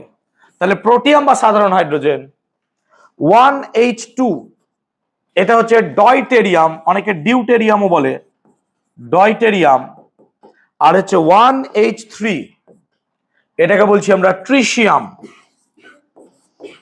তাকাবে একটু, দেখো প্রত্যেকটা প্রোটন সংখ্যা দেখো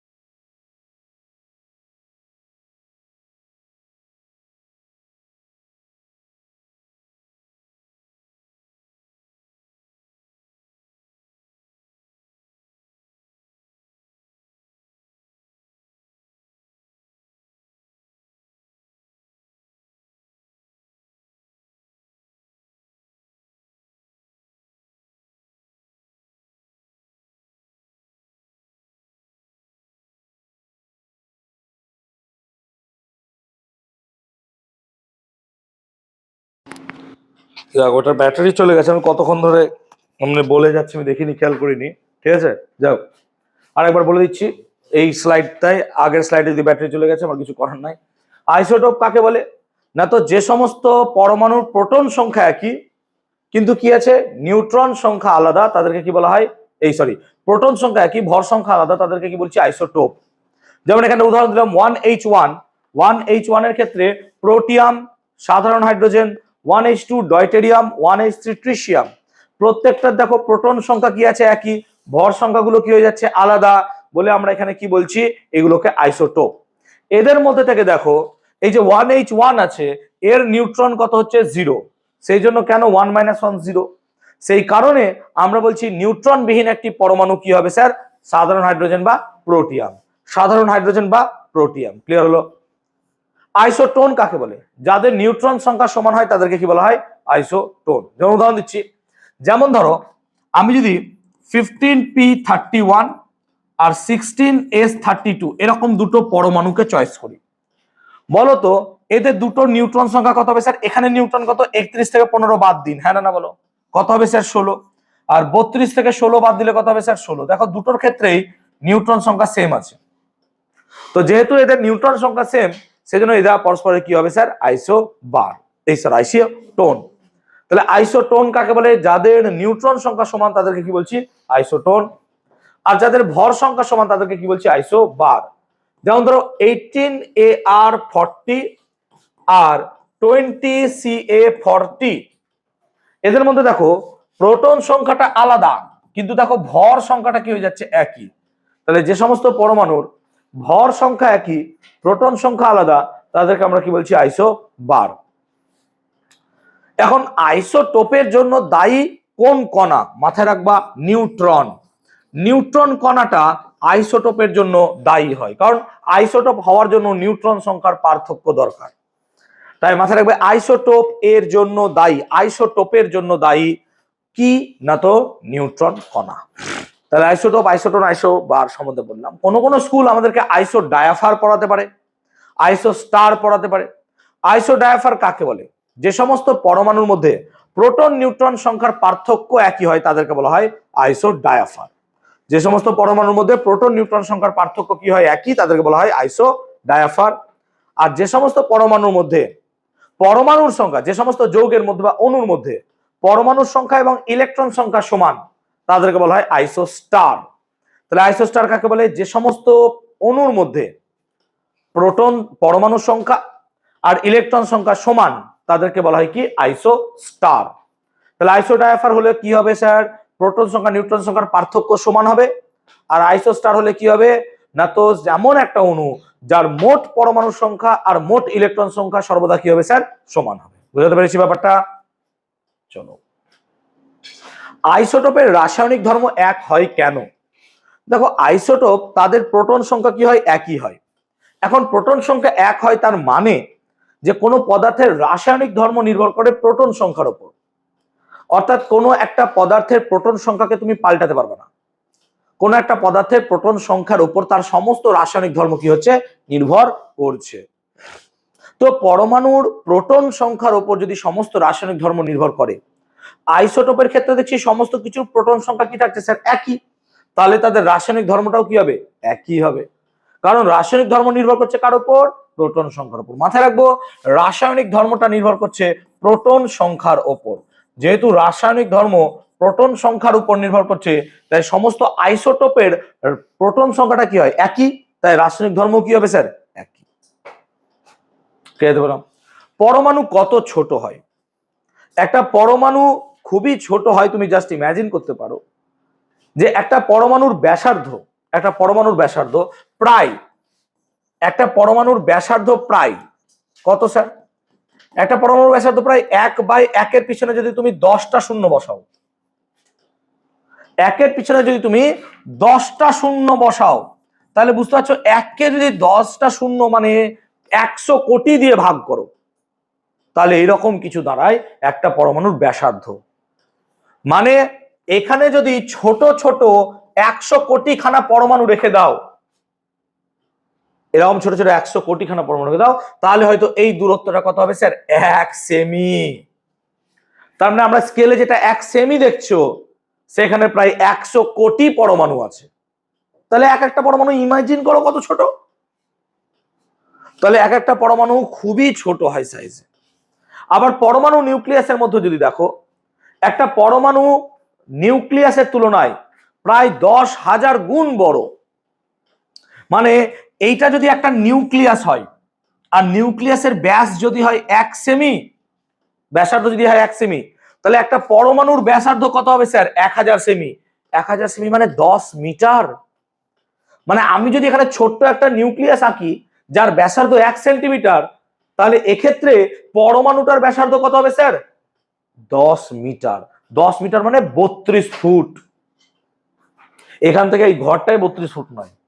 তাহলে ভাবতে পারছো, আমি যদি এখানে 1 সেন্টিমিটার একটা নিউক্লিয়াস আঁকি, তাহলে একটা পরমাণু হবে 32 ফুট। তাহলে পরমাণুর তুলনায় নিউক্লিয়াস কত ছোট। মানে আমি যদি কোনো এক জায়গায় এরকম করে একটা ডট এঁকে দিই, এটা যদি নিউক্লিয়াস হয়, তাহলে পরমাণু হবে এইটা। বুঝতে পারছো ব্যাপারটা? এইরকম সাইজ। যেমন সূর্য আর তার মধ্যে থেকে আকর্ষণ করছে প্লুটো, কত বড় জায়গা ভাবো তুমি একবার, তাই না? সো আই হোপ কনসেপ্টটা ক্লিয়ার হয়েছে। বুঝতে পারলাম ব্যাপারটা? পরমাণু নিস্তরিত হয় কেন একটু আগে বুঝিয়ে দিলাম নাকি? পরমাণুর মধ্যে সমান সংখ্যক প্রোটন আর সমান সংখ্যক ইলেকট্রন থাকে, আর প্রোটন আর ইলেকট্রনের আধারের পরিমাণ কি হয়? সমান। সেজন্য পরমাণু কি হয় স্যার? নিস্তরিত হয়। বুঝিয়ে দিলাম একটু আগে। পদার্থের বিভিন্ন অবস্থা, এটা কি আমরা আগের চ্যাপ্টারে পড়ে নিয়েছিলাম? কঠিন, তরল, গ্যাস, হ্যাঁ না বলো? মনে পড়ছে? কঠিন পদার্থ, তরল পদার্থ, গ্যাসীয় পদার্থ, পদার্থের প্রকৃতি পড়েছিস? মনে পড়ছে না পড়েছে না? পদার্থের চতুর্থ অবস্থার নাম আমরা কি বলেছিলাম পদার্থের প্রকৃতিতে? প্লাজমা। মনে পড়ছে? চল এবার পড়বো আমরা যোজ্যতা এবং রাসায়নিক বন্ধন। যোজ্যতা কাকে বলে? দেখ, যোজ্যতা মানে হচ্ছে কোন একটা যৌগ যখন গঠন হয়, যৌগ কিভাবে গঠন হবে? পরমাণু মারফত। তো কোনো পরমাণু থেকে যখন কোনো একটা যৌগ তৈরি হবে তখন সেই পরমাণুগুলি যতগুলো ইলেকট্রন গ্রহণ বা বর্জন করবে তাকে বলা হয় তার যোজ্যতা। তাহলে কোনো একটা যৌগ গঠনের সময় কোনো একটা পরমাণু যতগুলো ইলেকট্রন গ্রহণ বা বর্জন করবে তার দ্বারা তার যোজ্যতার পরিমাপ করা হয়। ক্লিয়ার হয়েছে? তাহলে কোনো একটা পরমাণুর যোজ্যতা বলতে বোঝায় যতগুলো ইলেকট্রন গ্রহণ বা বর্জন হবে কার সময়? যৌগ গঠনের সময়। এই যে যৌগ গঠন করার প্রবণতা এটাকে বলা হয় রাসায়নিক বন্ধন। বন্ধন মানে কি? যোগসূত্র হওয়া, মানে পরমাণুগুলো যুক্ত হয়ে নতুন অণু তৈরি করবে, এটাকে বলা হয় রাসায়নিক বন্ধন। যেমন আমরা যদি বাড়িতে কোনো একটা খাদ্য লবণ দেখি, লবণ, সেই লবণের যদি একটা দানাকে চয়েস করি তার মধ্যে কয়েক কোটি এরকম কেলাস আছে। কেলাস মানে ছোট ছোট অংশ যেগুলো দিয়ে ওই দানাটা তৈরি। উদাহরণ দিচ্ছি, যেমন ধরো এটা একটা বিল্ডিং, এই বিল্ডিং এর মধ্যে এরকম ছোট ছোট চৌকো চৌকো অনেক রুম আছে।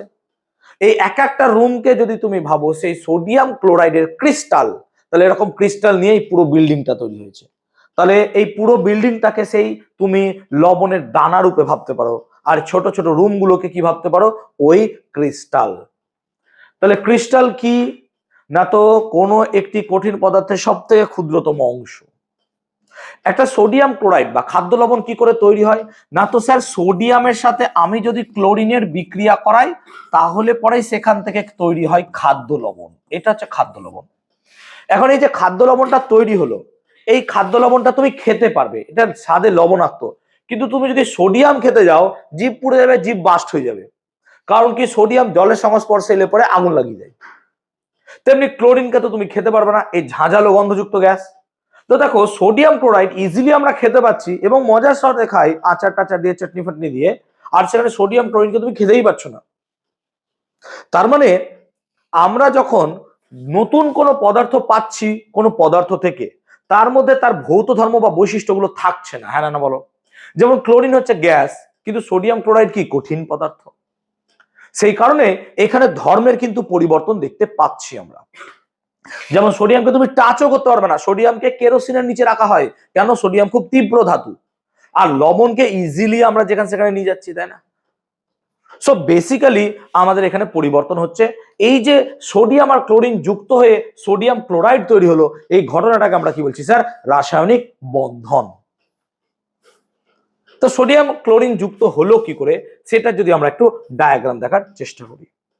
তো ধরো সোডিয়ামের যদি একটু স্ট্রাকচার এখনই আঁকি, তাহলে তোমরা জানো ভেতরে কি থাকে স্যার? নিউক্লিয়াস।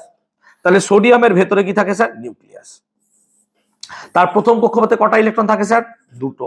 তারপরের কক্ষপথে 1 2 3 4 5 6 7 8, আর তার শেষ কক্ষপথে একটা। এবার যে কোনো পরমাণু তার সর্বশেষ কক্ষে চাইবে সর্বদা 8টা করে ইলেকট্রন রাখতে। যে কোনো পরমাণু তার সর্বশেষ কক্ষপথে চাইবে কটা করে ইলেকট্রন রাখতে? 8টা। সে যদি 8টা ইলেকট্রন রাখতে চায় বা পারে তাহলে সে খুব সুস্থিত হয়। আমাদের প্রকৃতিতে পাওয়া কিছু নিষ্ক্রিয় গ্যাস আছে।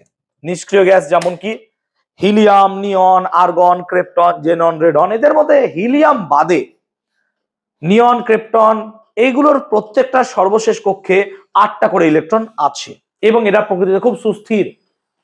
তাহলে এখন দেখো সোডিয়ামের প্রথম কক্ষপথে থাকে 2টি ইলেকট্রন, তারপরের কক্ষপথে থাকে 8টি ইলেকট্রন, তারপরের কক্ষপথে থাকে 1টি ইলেকট্রন। দেখ একটা ইলেকট্রনকে যদি সোডিয়াম ছেড়ে দেয় তাহলে তার সর্বশেষ কক্ষে কটা ইলেকট্রন চলে আসবে? 8টা। সেজন্য এই সোডিয়াম কি করে? একটা ইলেকট্রনকে ছেড়ে দেয়। ছেড়ে দিয়ে কি তৈরি করে না, তো স্যার নিউক্লিয়াস, 2টো ইলেকট্রন আর 8টা ইলেকট্রন। ঠিক বলছি তো? কিন্তু দেখ সোডিয়াম কি হয়ে যায় বলতো? প্লাস হয়ে যাবে। কেন প্লাস হয়ে যাবে বলতো? ইলেকট্রন বর্জন করলে দেখ 10টা ইলেকট্রন হয়ে গেল, কিন্তু প্রোটন কটা আছে? 11টা, সেজন্য একটা প্লাস। মানে এখানে মাথায় রাখবো একটা পরমাণু যটা ইলেকট্রন ছাড়বে সে তটা পজিটিভ হয়ে যাবে। যদি এবারটা 2টো ইলেকট্রন ছাড়তো এখানে কত লিখতাম? 2 প্লাস। 3টে ইলেকট্রন ছাড়লে 3 প্লাস। এবার ও কি 2টো ইলেকট্রন ছাড়বে না স্যার? কেন ছাড়বে না? কারণ দেখ ওর একটা ইলেকট্রন ছেড়ে দিলেই সর্বশেষ কক্ষে 8টা ইলেকট্রন চলে আসছে। হ্যাঁ না বল? ওর একটা ইলেকট্রন ছেড়ে দিলে সর্বশেষ কক্ষে কটা ইলেকট্রন চলে আসছে? সেজন্য ইলেকট্রন 8টা ইলেকট্রনই ছাড়বে, এই একটা ইলেকট্রন ছাড়বে। তাহলে সোডিয়াম সর্বশেষ কক্ষের একটি ইলেকট্রন ছেড়ে দিয়ে কত হয়ে যাচ্ছে স্যার? না তো প্লাস হয়ে যাচ্ছে। বুঝতে পারলাম ব্যাপারটা? ওকে। ক্লিয়ার? এই হলো গল্প। আবার দেখ, কোন জায়গায় যদি ক্লোরিন লিখিস, তাহলে ক্লোরিনের এটা নিউক্লিয়াস, তার প্রথম কক্ষপথে থাকে 2টি ইলেকট্রন, পরের কক্ষপথে থাকে স্যার 8টা ইলেকট্রন, আর তার পরের কক্ষপথে থাকে স্যার 7টা ইলেকট্রন। এবার ক্লোরিনের কথা ভাব, ক্লোরিন যদি তার সর্বশেষ কক্ষে 8টা ইলেকট্রন করতে চাই, হয় তাকে 7টা ইলেকট্রন ছাড়তে হবে, না হয় একটা ইলেকট্রন গ্রহণ করতে হবে। কোনটা সুবিধা? একটা ইলেকট্রন গ্রহণ করা। তখন এই ইলেকট্রনটা কি করবে বলতো? ওই ক্লোরিন গ্রহণ করে নেবে। তো ক্লোরিন যদি ইলেকট্রনটা গ্রহণ করে নেয়, তাহলে ক্লোরিনের ক্ষেত্রে দেখ, নিউক্লিয়াসের বাইরে প্রথম কক্ষপথে কটা ইলেকট্রন থাকবে? 2টো। তারপরের কক্ষপথে কটা থাকবে স্যার? 8টা। দেখ 8টা ছিল। আর তারপরের কক্ষপথে কটা থাকবে স্যার? 7টা ছিল, একটা ইলেকট্রন নিয়ে নিল, কটা হয়ে যাবে? 8টা। কিন্তু যেহেতু ক্লোরিন একটা ইলেকট্রন নিয়ে নিয়েছে, তাহলে ক্লোরিন কি হয়ে যাবে বলতো? মাইনাস। সেই জন্য এই প্লাস মাইনাস যুক্ত হয়ে সোডিয়াম ক্লোরাইড তৈরি করবে। হ্যাঁ না বল? এইভাবে সোডিয়াম ক্লোরাইড তৈরি হয়। বুঝতে পারলাম? তাহলে সোডিয়াম ইলেকট্রন বর্জন করে সোডিয়াম প্লাসে হলো, আর ক্লোরিন ইলেকট্রন গ্রহণ করে Cl মাইনাস হলো। Na প্লাস আর Cl মাইনাস যুক্ত হয়ে কি তৈরি হয়ে যাচ্ছে? NaCl। এটাকে আমরা এত বড় করে না বুঝে সহজ করে বুঝতে পারি। কি করে? কোশেল একটা বিশেষ ধারণা দিয়েছিলেন, তাকে বলা হয় ইলেকট্রন ডট ধারণা। কি বললাম? ইলেকট্রন ডট ধারণা। বলো, সোডিয়ামের সর্বশেষ কক্ষে কটা ইলেকট্রন থাকে স্যার? দেখো কটা থাকে স্যার? একটা। তাহলে এটা হচ্ছে সেই একটা ইলেকট্রন। বুঝতে পারলাম? কিন্তু তার ইলেকট্রন বিন্যাস কি ছিল স্যার? 2 8 1। হ্যাঁ না বলো? আর ক্লোরিনের সর্বশেষ কক্ষে কটা ইলেকট্রন ছিল স্যার? তাহলে 1 2 3 4 5 6 7, আর 2 8 7, এটাই কি তার ইলেকট্রন বিন্যাস ছিল? এখন সোডিয়াম কি করলো? তার একটা ইলেকট্রন ক্লোরিনকে দিয়ে দিল। হ্যাঁ না বল? তো যদি সোডিয়াম একটা ইলেকট্রন ক্লোরিনকে দিয়ে দেয়, তাহলে বলতো সোডিয়ামের সর্বশেষ কক্ষে কটা ইলেকট্রন থাকবে? 8টা। কেন বলতো? এই 8টা বাইরের কক্ষ হয়ে যাবে। হ্যাঁ না বল? তাহলে 1 2 3 4 5 6 7 8। হ্যাঁ না বল? কিন্তু যেহেতু একটা ইলেকট্রন দিয়ে দিয়েছে, বেটা কি হয়ে যাবে বলতো? প্লাস। আর যেহেতু সোডিয়াম একটা ইলেকট্রন ছেড়ে দিয়েছে আর ক্লোরিন সেই ইলেকট্রনটা নিয়ে নিয়েছে। এতজন ফোন করছে কেন? হ্যালো, হ্যাঁ বলুন।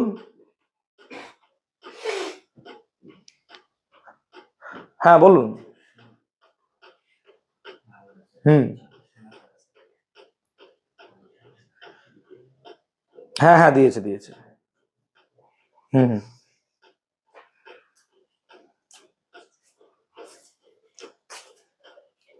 হ্যাঁ হ্যাঁ রিসিভ করেছি।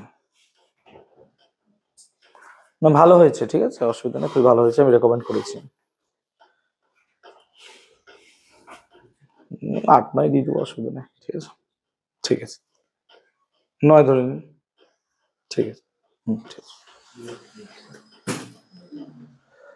ওকে, এবার তাহলে ক্লোরিনের সর্বশেষ কক্ষে কটা ইলেকট্রন হবে? 1 2 3 4 5 6 7 8। কেন 8টা হলো বলতো? একটা ইলেকট্রন নিয়ে নিয়েছে, এবং Cl কি হয়ে গেল স্যার? মাইনাস। আর এখানে কত লিখবো? 2 8। কেন 1 লিখলাম না? বেরিয়ে গেছে। আর এখানে কত লিখবো স্যার? 2 8 8। এবং এরা পরস্পর যুক্ত হয়ে কি তৈরি করবে স্যার? NaCl। বুঝতে পারলাম ব্যাপারটা? এইভাবে কি NaCl তৈরি হয়? হ্যাঁ না বলো? বুঝতে পেরেছো ব্যাপারটা? তাহলে NaCl গঠনের ক্ষেত্রে আমরা কোশেলের ধারণাটা কি ব্যক্ত করতে পারলাম, বুঝাতে পারলাম? কোশেল কি বলেছিল? ক্লিয়ার হয়েছে সবার? আরো যদি আমরা কয়েকটি আয়নীয় যৌগের গঠনের উদাহরণ দিই, তো ধরো ম্যাগনেসিয়াম, তার সর্বশেষ কক্ষে 2টো ইলেকট্রন থাকে, 2 8 2। ম্যাগনেসিয়াম। পাখা চালাবো? গরম লাগছে বাবা? এসি চালালে ঠান্ডা লাগছে, পাখা চালাবো না, বরফ করে দিচ্ছি। দাঁড়া, শুরু হোক। 17তে দিয়ে দেবো, অসুবিধা নাই। তাহলে ম্যাগনেসিয়ামের সর্বশেষ কক্ষে 2টি ইলেকট্রন থাকে, আর অক্সিজেনের সর্বশেষ কক্ষে থাকে 1 2 3 4 5 6 6টা ইলেকট্রন। 2,6। বলতো দুজনেই কি 8টা করে ইলেকট্রন রাখতে চায় সর্বশেষ কক্ষে? হ্যাঁ স্যার। তাহলে ম্যাগনেসিয়াম কটা ইলেকট্রন ছাড়বে?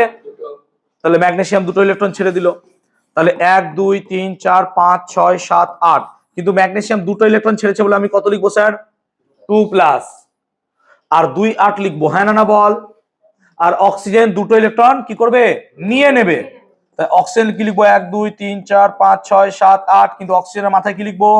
2 মাইনাস 2, 8। এখান থেকে কি তৈরি হয়ে যাবে স্যার, MgO ম্যাগনেসিয়াম অক্সাইড, হ্যাঁ না বলবে। তাহলে এটা তৈরি হবে। চলো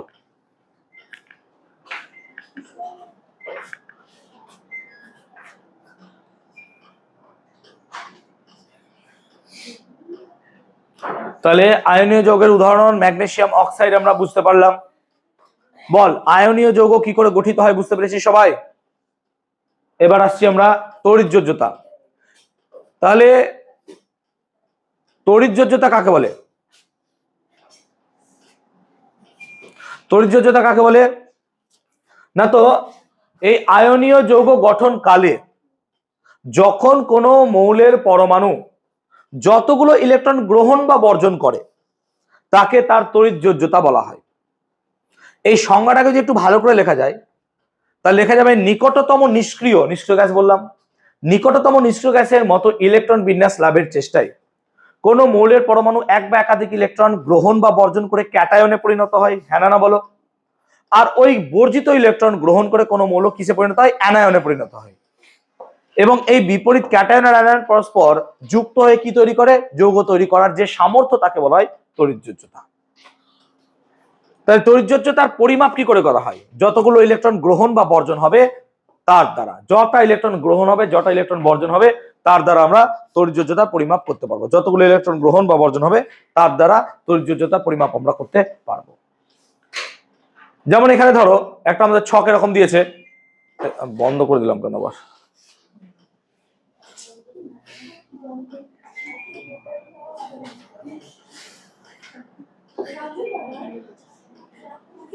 চলো এই ছকটা দেখি এবার। দেখো যতগুলো ইলেকট্রন গ্রহণ বা বর্জন হবে তার মোট চার্জ সব সময় কত হবে, 0, এটা মাথায় রাখতে হবে। এখানে দেখো কটা ইলেকট্রন গ্রহণ হলো, 2টো, আর কটা ইলেকট্রন বর্জন হলো না, তো 2টো। তাহলে +2 -2 মোট কত হয়ে গেল স্যার, 0। তাহলে এটাই মাথায় রাখতে হবে, যতগুলো ইলেকট্রন গ্রহণ বা বর্জন হবে তার মোট আধান 0 হবে। যেমন ধর সোডিয়াম Na+ আছে, তার মানে এখানে কটা ইলেকট্রন হচ্ছে, +1, এখানে কত আছে, -1, যোগ করলে কি 0 হয়ে যায়, হ্যাঁ স্যার, সেই জন্য Na আর Cl যুক্ত হয়ে কি তৈরি হবে, NaCl। এখানে দেখ প্লাস আছে একটা, মাইনাস আছে একটা, তাহলে এখানে আমি কি লিখবো স্যার, এখানে লিখবো +1 + -1 কত হয়ে যাবে স্যার, 0। তাহলে কত লিখবো, Kf, হ্যাঁ না বল। এখানে সেরকম দেখ, এখানে কত আছে, +2, এখানে কত আছে, -2, কেটে কুটে 0 হয়ে গেল MgO। সেরকমই 2 + -2 কেটে কুটে কত হয়ে যাবে, 0। তো এখানে লিখবো +2 + -2 = 0, সেই জন্য এটা লিখবো ZnS। এইভাবে লিখবো, তাই তো, নিশ্চয় জানিস। এইভাবে আমরা টোটাল চার্জটাকে 0 করব সামহাও, যোগ গুণ বা এ করে, তারপরে আমরা বুঝতে পারবো। ক্লিয়ার হয়েছে? সমযোজী বন্ধন সম্বন্ধে একটু ধারণা নেবো আমরা। লাগবে, নিবি? সুজা নিজেরাই পারি বাড়িতে। সমযোজী বন্ধন কাকে বলে? তো যখন মোবাইল নিয়ে আলোচনা করছিলাম ক্লাসে, মোবাইল নিয়ে উদাহরণটা দিই। ধর দুজন আছে, তারা একটা ফোন কিনতে চায়, তাই না? ফোন সবার খুব দরকার, ফোন একটা পার্সোনাল থাকলে খুব ভালো জিনিস, সে টাকা রিচার্জ করার টাকা না থাকুক, তাই না? কারণ ফোন থাকলে কি হবে, 400 টাকা দিয়ে তো রিচার্জ করতে হবে। 400 টাকা দিয়ে রিচার্জ করলে তবে তো তুই 2 GB পাবি, তাই তো রে, 2 GB। আর 2 GB যদি 2 ঘন্টার নেট দেখিস শেষ, খাতাম, আর নাই। তাহলে আনলিমিটেড নেট ভরতে গেলে আরো টাকা লাগবে। তো ধর ও আর ও তো খুব বেশি কথা বলে ক্লাসে, তুই, আচ্ছা ও আর ও দুজন ধর ফোন কিনবে একটা। এবার ফোন কেনার জন্য একটা ভালো যদি ফোন কিনে রিলস বানাতে যাস, তাহলে কত দরকার, 10,000 টাকা দরকার। কিন্তু বানাই রিলস বানাই, হ্যাঁ বানাই, তাই তো, ও এ বানাই, সব কটাই বানাই, তাই তো, ও তুই বানাস না।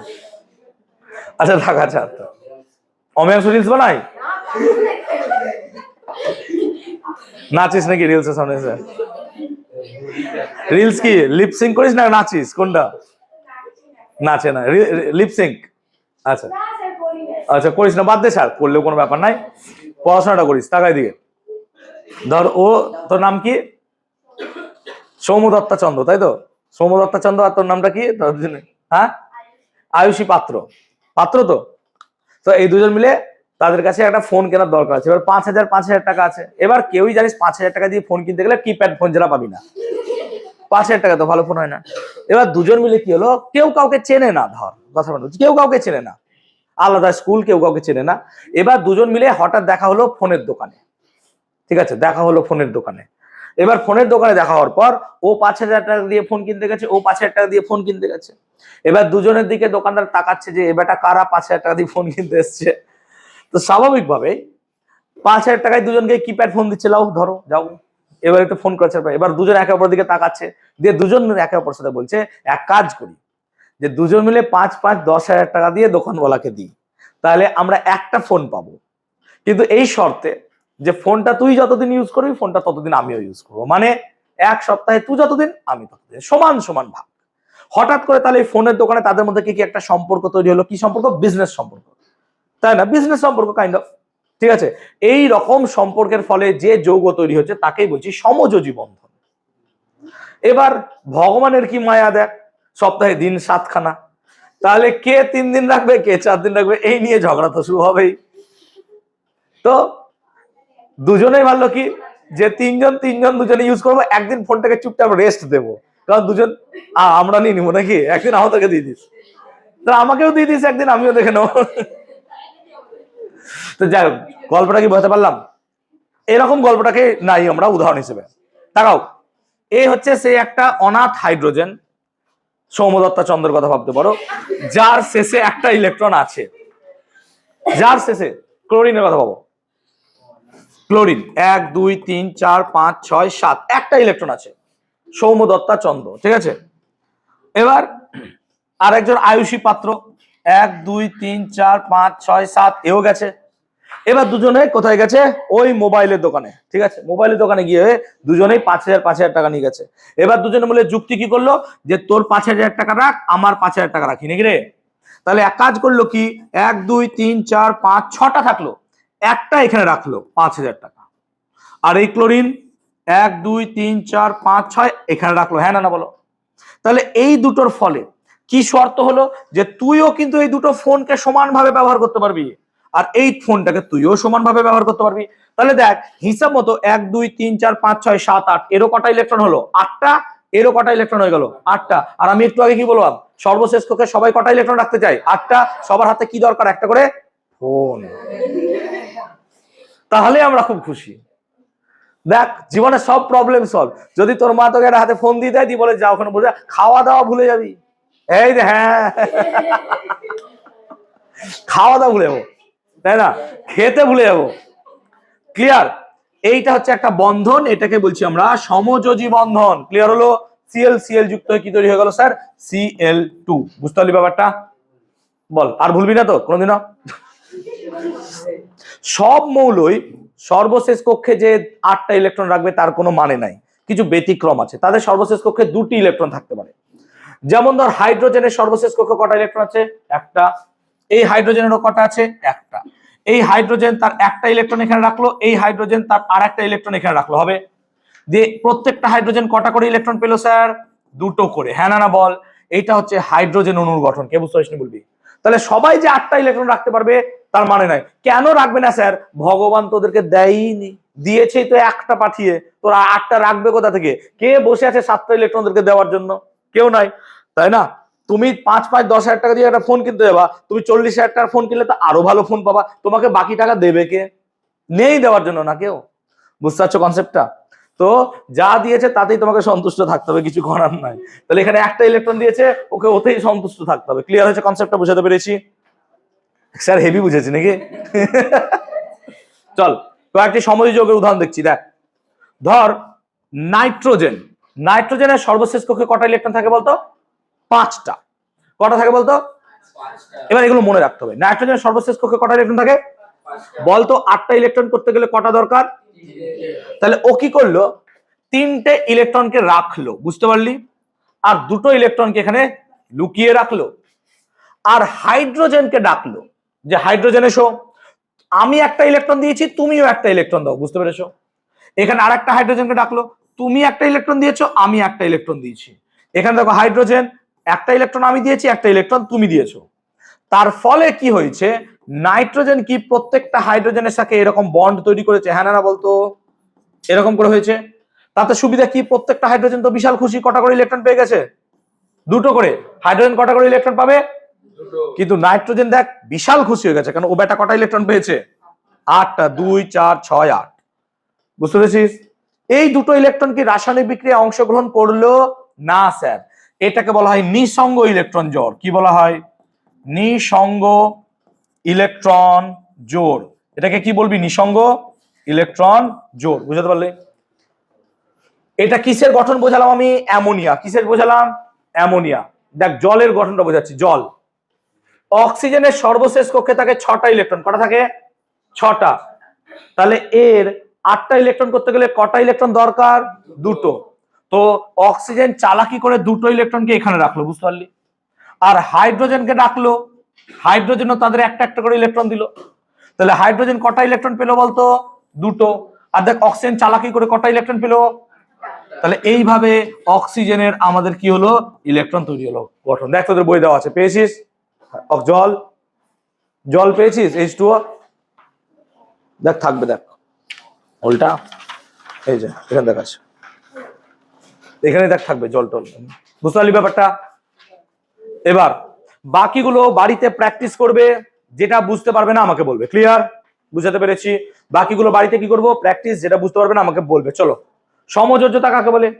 সমযোজী বন্ধন গঠনের সময় কোন একটি মৌলের পরমাণু যতগুলো ইলেকট্রন দ্বারা বন্ধন সৃষ্টি করে তাকে বলা হয় তার সমযোজ্যতার পরিমাপ।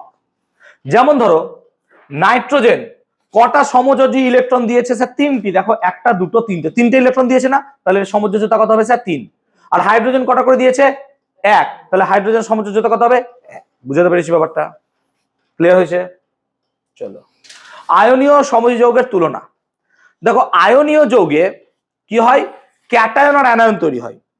ক্যাটায়ন আর অ্যানায়ন প্লাস মাইনাস পরস্পরকে আকর্ষণ করে। তাহলে এই আকর্ষণ বলটা কি হয়? অনেক বেশি। অনেক বেশি হওয়ার জন্য এদেরকে ভাঙতেও অনেক কষ্ট হয়।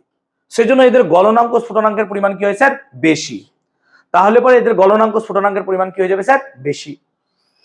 কিন্তু যেমন ওরা দুজন ফোন কেনার জন্য যে বন্ধনে যুক্ত হলো, তাহলে সেক্ষেত্রে ভাবো তুমি যে তাদের মধ্যে বন্ধনটা খুবই দুর্বল। কেউ একজন যদি বলে দেয় জানিস ফোনটাই ক্র্যাক হয়ে গেছে, বাস তখন তুলকালাম কাণ্ড হয়ে গেল। তোর দ্বারা ফোন কেন ক্র্যাক হয়েছে? আমার দ্বারা তো কোনোদিন হয়নি। বাস একটা ছোট্ট ঘটনা ওদের মধ্যে কি হতে পারে? ভেঙে দিতে পারে। সেই জন্য সমযোজ্যতা বা সমযোজী বন্ধনগুলো কি হয়? দুর্বল প্রকৃতির হয়। এদের ভাঙতে অনেক কম কষ্ট লাগে। সেই জন্য মাথায় রাখবো আয়নীয় যৌগের কি হয়? গলনাঙ্ক স্ফুটনাঙ্কের পরিমাণ কি হবে? বেশি। সমযোজী যৌগের গলনাঙ্ক স্ফুটনাঙ্কের পরিমাণ কি হবে স্যার? কম। বুঝতে পেরেছি ব্যাপারটা? 2 নাম্বার বলো। এই পার্থক্যই পড়াচ্ছি আমি, অ্যাকচুয়ালি তুলনা করে পার্থক্যটা পড়াচ্ছি। বুঝতে পারছো তো? ক্লিয়ার? 2 নাম্বার কি দেখবে? আয়নীয় যৌগগুলোর মধ্যে যেহেতু আকর্ষণ বল বেশি থাকে। কি রে ঠান্ডা লেগেছে? সমদত্তা চোখে কি হলো? নাকি বেশি বলে ফেলেছি বলে কাঁদতে শুরু করলি বাবা? আমি আর কি করে বলছি, প্লিজ ডোন্ট মাইন্ড। ও চোখে হয়েছে, ঠিক আছে ঠিক আছে। আচ্ছা যাই হোক, স্ট্রং গার্ল কেউ কাঁদে না। চলো, আচ্ছা ঠান্ডা লেগে যাবে, এসিটা খুব ইয়ে আছে, আমি করে দিই। ঠান্ডা লাগছে? এই যে এখন বলছি যে ফ্যান চালান স্যার। আচ্ছা আচ্ছা আমি সুইং করে দিলাম, অসুবিধা নেই। এবার দেখ, তো বেসিক্যালি আয়নীয় যৌগের মধ্যে আকর্ষণ বল কি হয়? বেশি। এগুলো কঠিন প্রকৃতির হয়। কিন্তু সমযোজী যৌগের মধ্যে আকর্ষণ বল কি হয়? অনেকটা কম। এইগুলো কি হবে বলতো? মোটামুটি জল মানে তরল বা গ্যাসীয় প্রকৃতির হয়। আয়নীয় যৌগগুলো ধ্রুবীয় দ্রাবকে দ্রবীভূত হয়। এমন একটা দ্রাবক যার মধ্যে ক্যাটায়ন অ্যানায়ন আছে, যেমন জল। কিন্তু সমযোজী যৌগগুলো বেশিরভাগই জৈব দ্রাবকে দ্রবীভূত হয়। যেমন ধরো ন্যাপথলিন। ন্যাপথলিন আর যদি আমরা সোডিয়াম ক্লোরাইডকে তুলনা করি, সোডিয়াম ক্লোরাইডের গলনাঙ্ক অনেক বেশি, ন্যাপথলিনের গলনাঙ্ক অনেকটাই কম। কারণ ন্যাপথলিন হচ্ছে সমযোজী যৌগ আর সোডিয়াম ক্লোরাইড আয়নীয় যৌগ। 2 নম্বর, সোডিয়াম ক্লোরাইড আর ন্যাপথলিন দুটোই হচ্ছে কঠিন প্রকৃতির। কিন্তু যদি আমরা দ্রাব্যতা দেখি, সোডিয়াম ক্লোরাইড জলে খুব সহজে দ্রবীভূত হয়, ন্যাপথলিন জলে দ্রবীভূত হবেই না। কারণ কি? জল হচ্ছে ধ্রুবীয় দ্রাবক। তাহলে এইভাবে পার্থক্যগুলো আমরা একটু বাড়িতে পড়ে নিতে পারবো, যেখানে সমযোজী যৌগ আর আয়নীয় যৌগের ধর্মের তুলনা করা আছে। আয়নীয় যৌগের ক্ষেত্রে আণবিকে ওকার হবে না। আয়নীয় যৌগের ক্ষেত্রে আণবিক ভর কথাটির গুরুত্ব কতখানি? দেখো আণবিক ভর কথাটা প্রযোজ্য অণুর ক্ষেত্রে, অণু। আর আয়নীয় যৌগের ক্ষেত্রে অণুর অস্তিত্ব নেই। তাই মাথায় রাখবো আয়নীয় যৌগের ক্ষেত্রে অণুর অস্তিত্ব নেই। তো আয়নীয় যৌগের ক্ষেত্রে যদি অণুর অস্তিত্ব না থাকে তাহলে কি আমরা আণবিক ভর কথাটা আয়নীয় যৌগের ক্ষেত্রে ব্যবহার করতে পারবো? না স্যার, কারণ আয়নীয় যৌগের ক্ষেত্রে অণুর অস্তিত্ব নেই আর আণবিক ভর কথাটা আমরা অণুর ক্ষেত্রে প্রয়োগ করি। সেই কারণে আয়নীয় যৌগের ক্ষেত্রে আণবিক ভর কথাটা ব্যবহার করা যুক্তিগত নয়। তার বদলে আমরা ইউজ করি একটা বিশেষ কথা, তার নাম হচ্ছে সংকেত ভর। সেই জন্য আমরা সংকেত ভর কথা বলি। যেমন ধর NaCl সোডিয়াম ক্লোরাইডের আণবিক ভর, সোডিয়াম ক্লোরাইডের আণবিক ভর 58.5, কথাটা ভুল। কি বলতে হবে? সোডিয়াম ক্লোরাইডের সংকেত ভর, সংকেত ভর 58.5, এইটা হচ্ছে ট্রু। বুঝতে পারলাম ব্যাপারটা? এটা হচ্ছে ট্রু। ক্লিয়ার হয়েছে? বুঝতে পারলাম ব্যাপারটা? আমরা চ্যাপ্টারটা এখানেই শেষ করলাম। ক্লিয়ার? বল চ্যাপ্টার বুঝতে কি কষ্ট হলো, কোথায় কি সমস্যা বল। এই জায়গাগুলো বাবা ভালো করে বুঝেছিস তো? বাবা মা তোরা দেখ, এগুলো বুঝেছিস তো ভালো করে? এগুলো বুঝেছিস তো? এইগুলো বুঝতে পেরেছিস তো? এই যে এইগুলো খুবই, এইগুলো ক্লিয়ার হয়েছে তো একদম? চল, খুব ভালো বুঝে গেছি নাকি? চলো আমরা এত দূরই ক্লাস রাখবো আজকে।